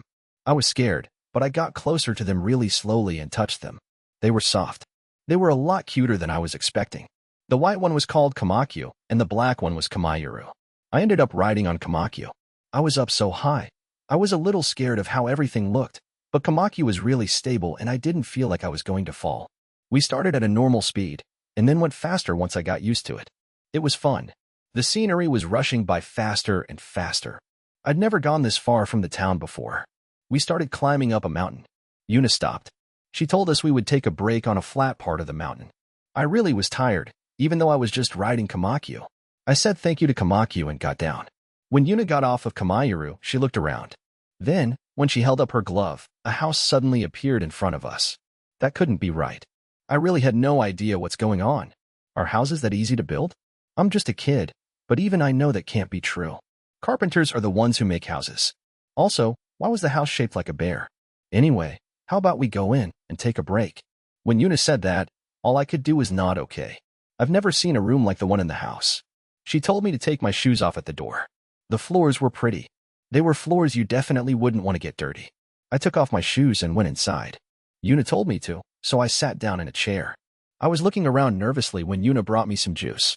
It was cold, which really surprised me, but it was really good juice. I asked Yuna something I really wanted to know. Are you part of the nobility somewhere, Yuna? I'm not. Then are you a princess? No real princess would look like me. I'm just your ordinary adventurer. She said she wasn't a noble or a princess, but I don't think she's an ordinary adventurer, either. I don't think an ordinary adventurer who can make a house like this, or summon things like Kamakyu, or beat monsters on their own. Especially not one who does all that and also dresses like a bear. As I drank my juice, she told me about what we would do today. Apparently, she was going to go out to find the tiger wolves on her own. She told me I was allowed to go around the mountain and look for herbs. She told me that I could do the butchering whenever I wanted. I decided I would go look for herbs for at least a little while. I was scared about trying to do it alone, but apparently Kamakyu was going to go with me. I guess it would keep me safe? I decided that if I couldn't find any herbs after looking a little, I would come back and do the butchering. Yuna left with Komayaru. I got onto Komakyu too and went out to look for herbs. I rode on Komakyu, and we explored the mountain. I did really want to do some butchering, so I hoped we would find herbs some. Komakyu, can you find herbs? I asked, because why not? Komakyu craned its neck toward me and nodded. Did it understand me? The bear went deeper and deeper into the mountains. Was it looking for herbs for me? I kept an eye out too from on top of Komakyu. I've done this a lot, so I can spot them even from far away. Then Komakyu started to go really fast. Over there, I thought. I could see the herbs that Komakyu was running towards. This bear was amazing. I jumped off Komakyu and gathered the herbs. I didn't want to pick them all, so I just took half, which was still a lot. Maybe no one harvests these because they're so deep in the mountains? When I was picking the herbs, I heard the grass rustling. I looked where the sound was coming from and saw a wolf. I jumped back, scared, and the wolf ran off right away. Oh, right, I thought. Komakyu was with me. The wolf probably took one look at Komakyu and decided not to mess with it. Komakyu, thank you. I petted the bear's head. It was so cute. I put the herbs in my bag and I decided to head back, which was when I realized something. I didn't know the way back. I was lost. But I thought that Komakyu started walking confidently. Maybe it knew the way back? Do you know where the house is? I asked, and it nodded in reply. The bear was smarter than me. Thank you, Komakyu. Chapter 24. The bears are on the job until they get home. I went back to the bear house on Komayaru. Komakyu was curled up comfortably in the garden, taking a nap, which meant Fina was home. After I told Komayaru to rest, I headed to the storage room. Fina was hard at work butchering monsters. Oh, welcome back, Yuna, she said as she saw me come in. Glad to be home. You came back so early. What happened to the tiger wolves? I beat them. Sorry, but could you harvest the mana gems from them later, so I can prove I killed them? Sure, that's fine. I pulled 2 tiger wolves out of the bear storage. Fina looked shocked by the sight of their giant bodies. You're so amazing, Yuna. They were definitely strong. Regular magic didn't work on them, and they moved fast, so I ended up having to use my trump card. I still think it's amazing that you could beat them. Thanks. So, did you end up going searching for herbs? Yes, Komakyu helped me. It did? Yeah. I asked, Komakyu, can you find herbs? And it took me to a place where there were plenty.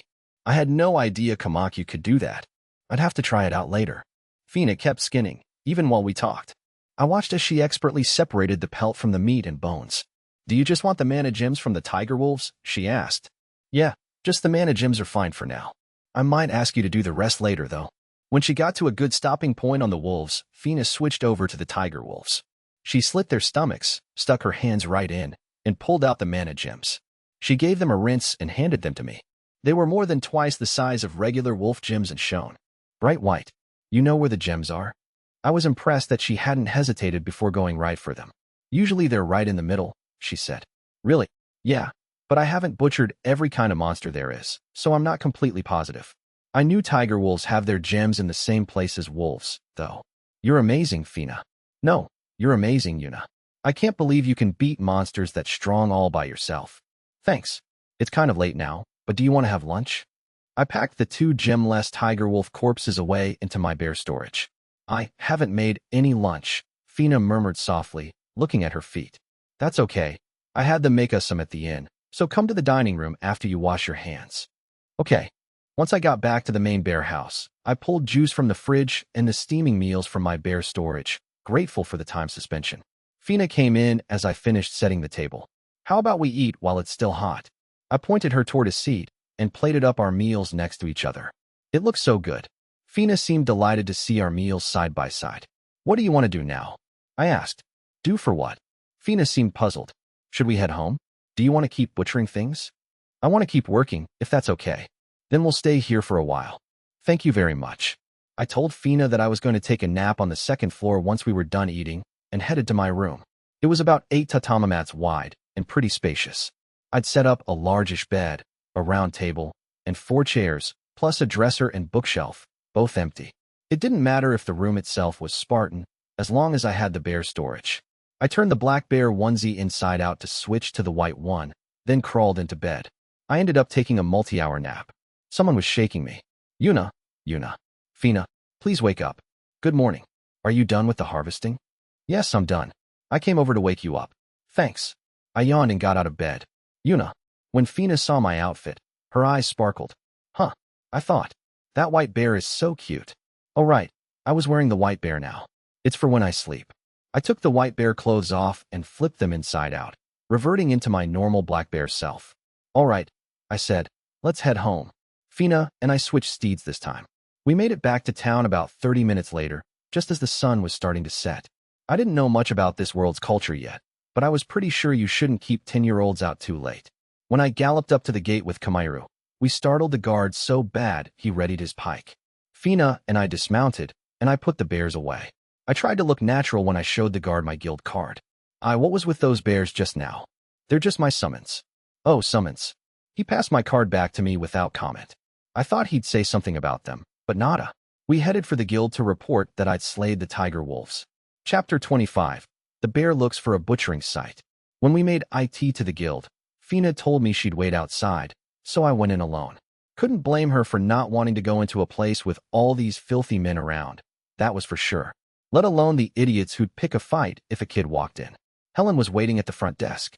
The queue was empty, so I headed on over. Are you reporting your quests, Ms. Yuna? Yeah, I just finished it. May I see your guild card? I handed it over, and Helen checked my quest information. Did you really accept the tiger wolf slaying quest? Well, yeah. And you finished it on the same day, too.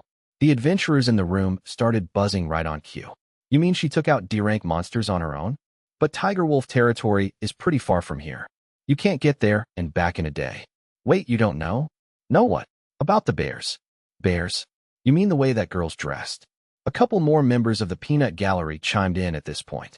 Nah, she summoned some bears and went out on those. I saw it. I did, and there were two of them. A black one and a white one. Two of them. And you know what? Those things were quick on their feet. The conversation behind me was getting animated. My conversation with Helen was proceeding apace. Well, Ms. Yuna, if you could provide proof of the slaying. I pulled 2 mana gems out of my bear storage. You've got 2 here? Because there were 2 of them. A commotion broke out behind me, but I ignored them. Helen took the mana gems and put them on the crystal panel. Yes, both of these were killed today without a doubt.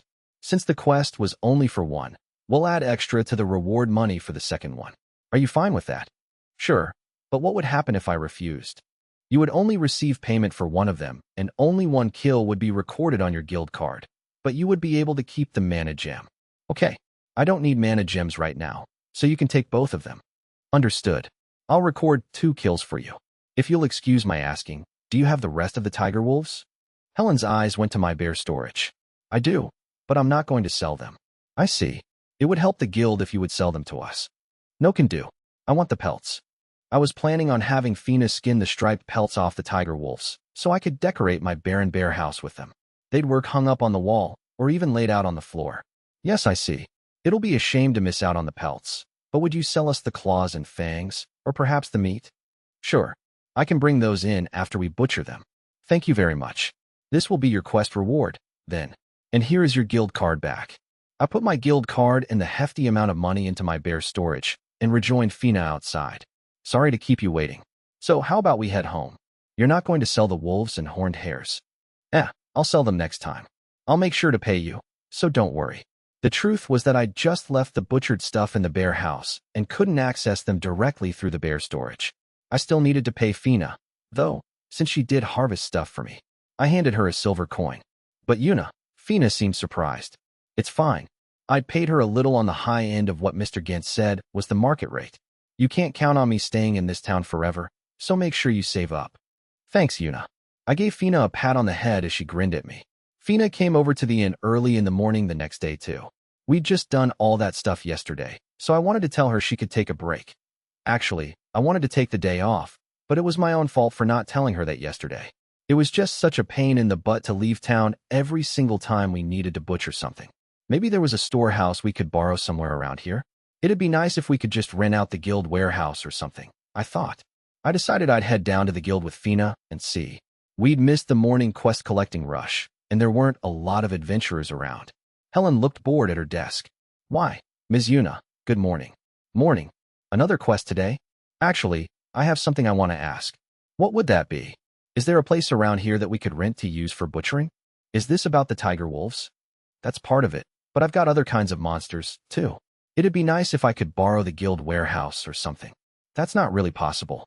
I knew it. And there's the issue of how long you'd need the space. It would be long-term, wouldn't it? Well, I'm not sure about that. In that case, giving you a referral might be difficult. Oh, right. Are there any empty plots of land around here? Plots of land? Yeah, like wide open places without anything on them. I believe there are, but they're not under guild jurisdiction. I think you'd be best off consulting the trade guild. Trade guild? Yes. They handle transactions in goods and commodities, but they also handle land transactions, so they could point you in the direction of something. Got it. I'll hit them up. We left the Adventurers Guild, and I had Fina guide me to the Trade Guild. Chapter 26. The Bear House is all set up. The Trade Guild was a little to the west of the town center. The clientele was visibly different from that of the Adventurers Guild. There weren't any meatheads or staff-carrying sorcerers, but there were a ton of eccentric-looking merchants. They had an unwelcoming air to them, wholly unlike in the Adventurers Guild. On top of that, my bear outfit still seemed to draw curious stares. Yuna, aren't you going in? Fina asked as I hovered by the entrance, staring inside. That changed my mind. It was bustling on the inside. I pulled my hood down low and cut off the stairs, heading straight to the front desk.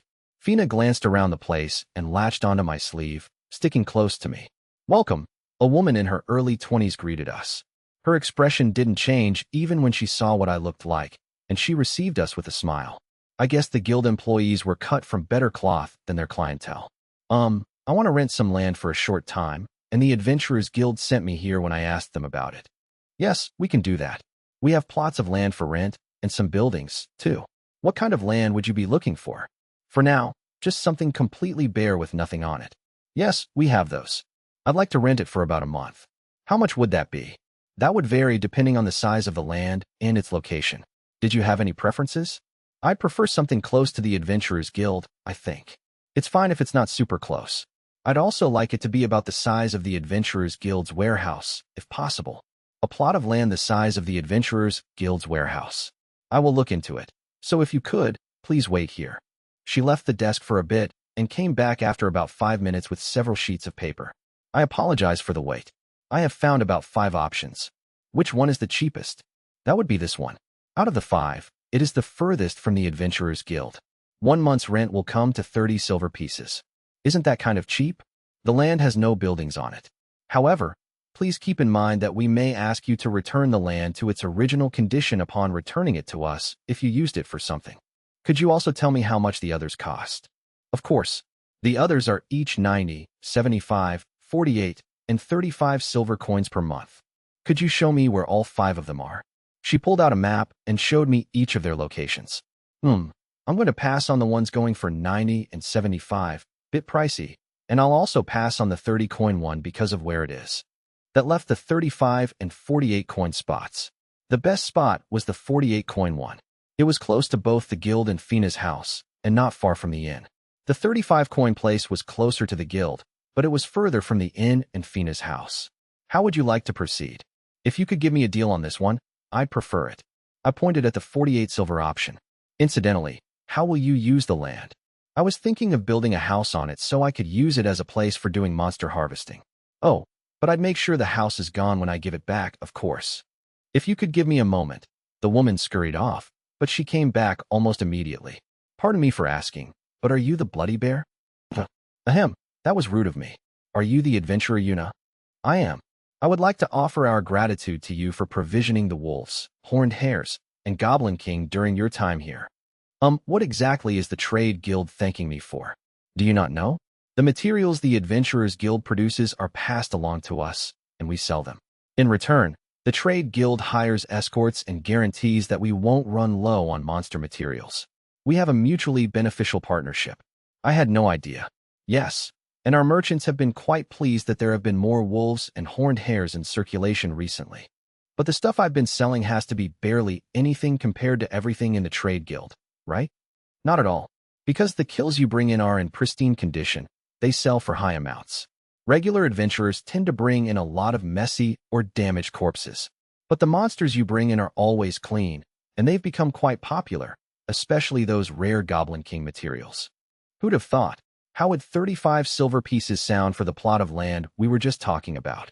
Are you sure? Absolutely. If you harvest materials to sell to the Adventurers Guild, it benefits the Trade Guild as well. Well then, It's a deal. In that case, allow me to escort you to the plot now. She stood up from her chair.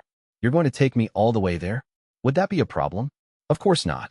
But are you sure you can leave the front desk just for me? I can have someone fill in for me. I'd also like to cement our partnership, starting now. Our partnership? Yes.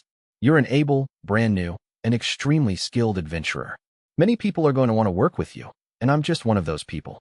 Apologies for taking this long to introduce myself. I'm Mylane. It's a pleasure to meet you.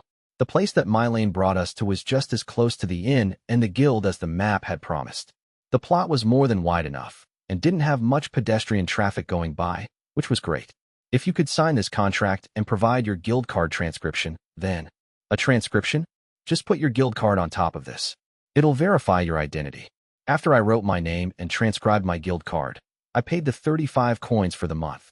In addition, since you will be building a house in this plot, the Trade Guild also does provide carpentry studio services. How would you like to proceed? I'm fine. I already have a house. Mylane looked puzzled. I hesitated over whether or not to tell her about the bear storage and bear house for a second, but then decided to keep it under wraps. I see. If you need anything, please do come to the Trade Guild. Mylane bowed and went back. I made sure she was gone, then made sure no one was passing through right then. Right, check. Left, check. Behind me, check. In front, check. I pulled the bear house out of bear storage, and just like that, there was a whole house sitting on a plot of land that had been empty just a second ago. I headed into the attached storehouse with Fina. Okay. I asked her, could you handle the tiger wolves now? I left Fina to her work and headed back to the inn to tell them I'd be canceling my stay. Starting today, I'd be living in the bear house. Extra story, the bear summons bears. After buying a grimoire from the bookstore, I'd started practicing magic and grinding EXP off of the local monsters. I was slowly adjusting to the magic in this world, the fundamentals of which were, thankfully, the same as they'd been in WFO. When I took a look at my status screen during a break a few days later, I noticed I'd gained some interesting skills. Bear summoning. I thought, that's got to mean I can summon bears, right? Apparently, I could summon a bear from each bear glove.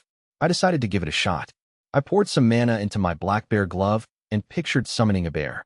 When the black bear puppet mouth opened wide, a round, furry black object jumped out from its mouth. Is this supposed to be a bear? I thought. The round object shuffled and turned its head towards me, and I realized I'd been looking at its furry butt. The bear looked around and stood up, then slowly walked towards me. It was kind of scary, and I took a step back. The bear took a step closer. When I moved back again, the bear let out a sad coo. I couldn't keep backing away now that it had made a sound like that, so I let it get closer and snuggle up to me. Unsurprisingly, it was warm. When I patted its head, the bear seemed happy. Its fur felt soft and plush against my skin. Did I summon you? In response, it let out another coo and sat down with its back towards me. Are you trying to say you want me to ride you? It crooned again. I'd never even ridden a horse, but thinking about my plans for the future, I could certainly use a steed for long-distance travel. I gingerly mounted the bear, and it stood up slowly, so I wouldn't fall. Hooyah. I felt myself tipping, but I didn't fall. The bear turned to look at me, but it didn't try to move. What's wrong? As soon as I asked, I realized what was going on. Oh right, you don't know where to go. You can just walk wherever for now. The bear crooned and started walking. Whoa, it was way better than I thought it would be. I wasn't sliding around as much as I'd feared. If anything, it was kind of like riding on an expensive sofa. Could you try running for a little? The bear broke into a sprint so fast the scenery rushed by. I didn't lose my balance or even feel like I'd fall, despite how fast we were going. Maybe that's this summon's ability? I thought. I swayed left and right to test it out, but even when I tried standing up, it was like there was some sort of force keeping me stuck to the bear. I didn't even fall when I relaxed and laid down. Did that mean I could sleep while I traveled? I decided I'd try that out later. I still had to check out the bear's top speed. Try running faster. When I asked it to do that, the bear picked up speed. I was pretty sure we were going faster than a motorcycle. We hit the foothills of a mountain and just kept going as the ground grew steeply inclined. The bear didn't even seem tired. Stop. Once we were halfway up the mountainside, I patted the scruff on the bear's neck. The bear gradually slowed to a halt, and I got off and stretched. I had no idea where we were, but when I tried opening my map to check, the bear suddenly leaped to the side. What? An arrow embedded itself in the ground right where the bear had been up until just a moment ago. I followed its trajectory and instantly raised a wall of earth. Were they after us? I thought. I used detection magic to look for their location. Following the angle of the arrow, I noticed one completely still target. I opened up a small hole in the earth wall for visual confirmation, but since the ground sloped up and there were trees around, I couldn't see who fired the arrow. They were about 100 meters away. They also weren't aiming at me, but at my bear. I looked at the bear and then my clothes, wondering if I might have looked like its cub from far away. "Can you hear me?" I shouted in the direction the arrow came from. "I'm an adventurer, and this bear is mine. Could you please not fire arrows at us?" I waited for a response. If they didn't answer, my only options were to run or strike back. "Are you actually an adventurer? Is that bear really harmless?" They replied. "It won't hurt you as long as you don't attack it," I said. "If you seem like you're going to attack, then I'm going to attack back." They were silent for a short while. "All right, truce." A man carrying a bow and arrows emerged from a gap in the trees. He was dressed like a hunter from a video game. "Is that bear really yours?" he asked. "Yeah." In order to prove it, I pet the bear. This is the first time I've seen a bear obey a human like that. "Sorry for shooting out of nowhere. That big bear just gave me a fright when it turned up." "That's fine, but I was there too. You should have known something was up." "Sorry. That outfit made you look like a bear cub from a distance. Where's a girl like you from? You're not living in the woods with this bear, are you?" "We live in a town called Crimonia." "Crimonia? That's pretty far away. Is that look popular in that town or something?" I wished. The only place this look was trending was in Japan. "So why are you in a place like this, miss?" "It's dangerous around these parts." "I was just taking a walk with my bear." "Is it really that dangerous around here?" "You were taking a walk? While wearing that weird outfit?" "Really?" He didn't have to call it weird. "It's not like I was wearing the suit because I wanted to." "This place isn't safe," he said. "It has a guardian spirit." "A guardian what now?" "It's a gigantic boar. I shot at your bear because I thought it was the spirit at first." "Wait, is it really that big?" "My bear was pretty large." "If the boar was about the same size?" "Yup, it's just about as big as that bear. It eats all our crops and attacks people that stray into the forest, so if you're going to leave," he said, "you better do it quick." "Got it. I'll be off then." The man hesitated as I climbed back on my bear. "Actually," he said, "do you have a moment?" "Sure. What is it?" He looked at the wall I'd made and asked, "Can you use magic?" "I can." "How strong is that wall?" "Strong enough to protect against goblin and orc attacks." "Orc attacks? I've got something I'd like to ask you, miss. Could you make walls like that around the village's fields?" "We'll pay you what we can, though I'm afraid it won't be much. I know I'm asking something unreasonable of you, but at this rate the guardian spirit is going to eat the village out of house and home. Please." The man lowered his head in supplication. This sounded like a colossal pain in the butt, but it'd leave a bad taste in my mouth to come back and find the village destroyed. I agreed, though reluctantly. "I can do that, but I don't know if it'll actually hold up against the guardian spirit." I knew how dangerous a charging feral hog was, even back home. I couldn't imagine how strong a bear-sized one would be, but I definitely couldn't guarantee my walls would keep it out. "I understand. I'm Brandaw, by the way. I live in the village near here." "I'm Yuna. I'm an adventurer." Having introduced ourselves, we headed towards the village, which was apparently in the opposite direction from where I'd come. I rode on the bear while Brandaw led the way. As we traveled, he told me he'd give me several days' worth of vegetables the village had grown in thanks. As we kept going down the mountain path, the village came into view. A man at the village entrance leveled his spear at us. "Be Brandaw, what is that thing behind you?" The man shouted. "It's okay. Lower your weapon. This person in the bear outfit is Yuna. She's an adventurer. The bear is hers, so we're in no danger as long as we don't hurt it." "Are you sure?" he said, giving the bear a doubtful look. "I promise it won't attack us." "All right, but this isn't my call to make. I'm going to fetch the village chief, so wait here." The man told Brandaw and ran off into the village. "Sorry about this. Everyone is on alert because of the guardian spirit." I guess that was a given. I was wearing a strange outfit and had ridden in on what any normal person in this world would see as a ferocious bear. After a while, the man returned, now accompanied by an older person. "Brandaw, do you even understand the situation we're in?" "It's because I understand the situation that I brought her here." "What are you talking about?" "This young girl can use earth magic. I brought her here so she could make walls to protect us against the guardian spirit." "You want to raise walls with magic?" "It's true that might help us, but we have no money to pay her with."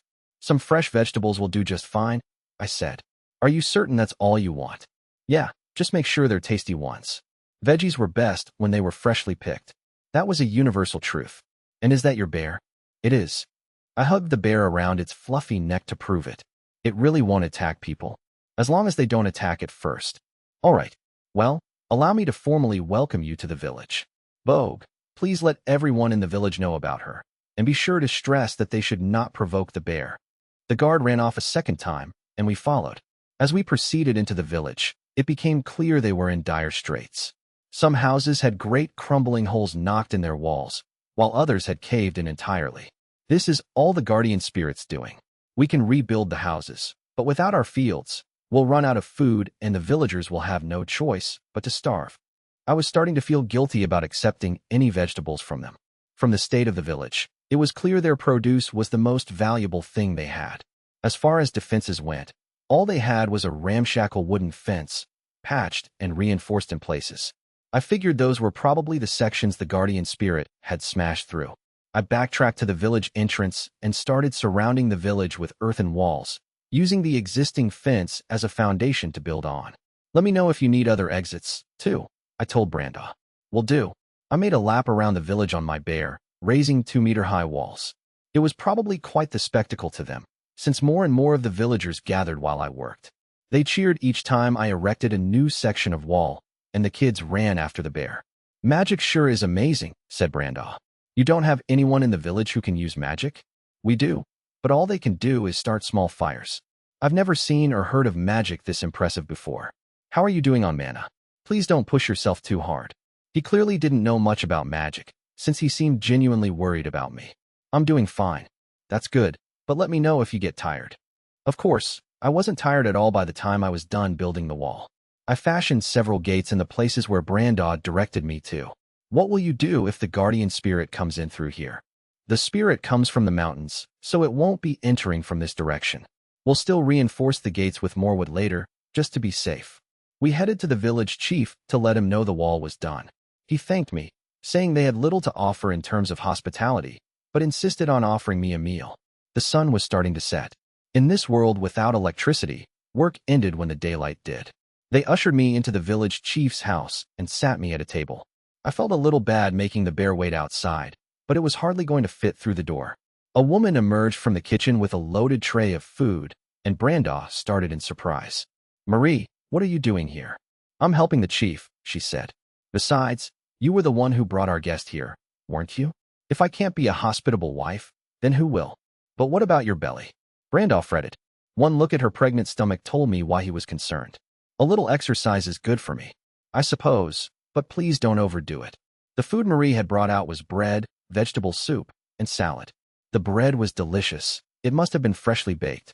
The soup was a little bland, but it was still a tasty, satisfying meal. Miss, said Brandaw, I already discussed this with Marie, but would you stay at my house tonight? We kept you working so late, and we still need to gather some vegetables to give you. Honestly, I'd pretty much decided at this point that it wouldn't be right to take their produce when they were already running so low. There was nothing to stop me from getting back on my bear and heading straight home, but I could see the sun setting outside. It'd be dark within an hour. While I was debating what to do, a commotion erupted outside. The guardian spirit is here, someone screamed. Everyone in the village chief's home stood from their chairs. Marie, said Brandaw, you and the village chief stay here. I'll go. He grabbed the bough leaning against the wall and ran out of the house. I ran after him, tracking the sound of the agitated voices, and my bear followed close behind me. When I got to where the villagers were gathered, there was a dreadful sound coming from the wall. BLM. BLM. These walls are amazing.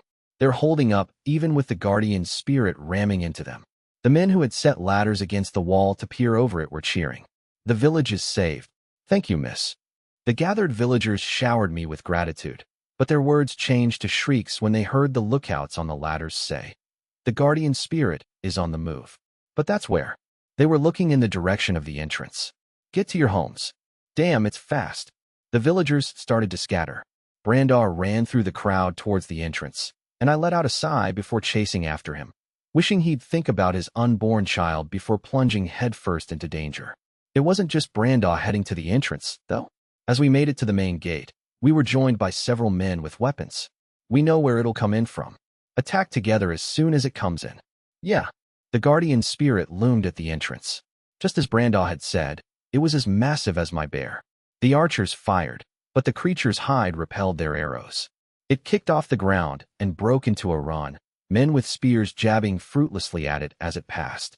The spirit was running straight at me. Just as I was readying a spell, my bear blocked its charge. Bear!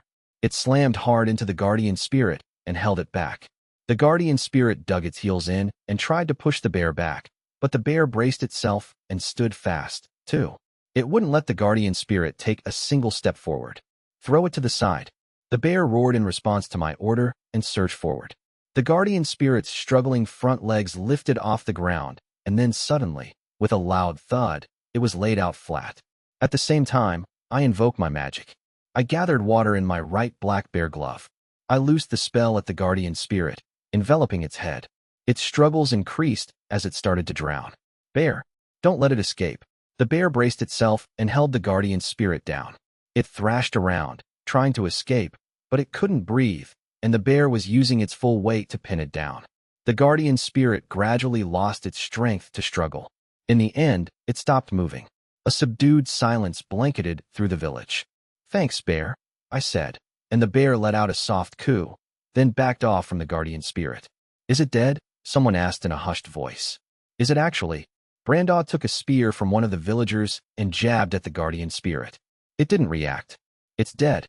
With those words, the village was filled with joy. "Thank you, miss." "Thank you." Words of gratitude rained down on me. "Are you really sure about this?" I decided to donate the guardian spirit's corpse to the village. "This thing ate your food and caused you all that grief, didn't it? You can eat it, or sell it, or do whatever you want with it. But we haven't given you anything in return. You made those walls for us, and even defeated the guardian spirit by yourself. How can we take the spoils of your kill after all of that?" The villagers nodded at the village chief's words. "You have pregnant women here. They need to eat well to keep up their health, and based on what I can see, none of you have been doing that, right?" They all had a slightly gaunt look to them. "I'll come back again sometime, so you can thank me then. You have our undying gratitude." The village chief lowered his head in thanks. I ended up staying at Brandaw's house for the night. When I headed out the next morning, the villagers all gathered at the main gate to see me off. It was downright embarrassing.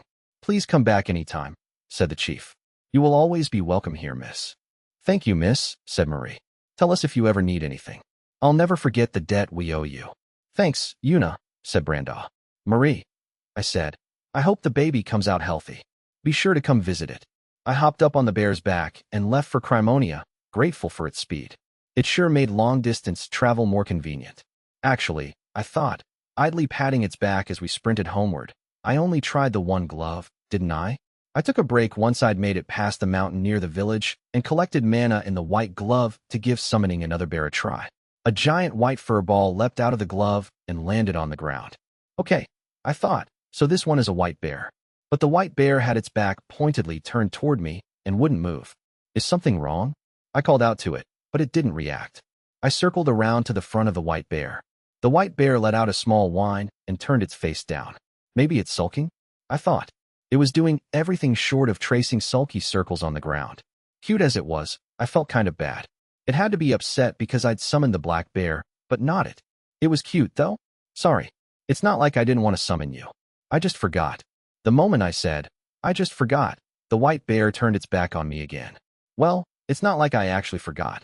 Well, look, I'm just one person. It's just impossible for me to ride you both at the same time. So how about I take turns? Will you let me ride you back home?" I patted its furry white back as I asked it that. This time, the bear perked up its ears and looked at me. "Would that be okay?" The white bear crooned and stood up. All was forgiven, apparently. I mounted the white bear and rode the rest of the way back home to Crimonia, using the time to think of names for my new steeds. Finally, it came to me. I'd named the black bear Kamayuru and the white bear Kamakyu.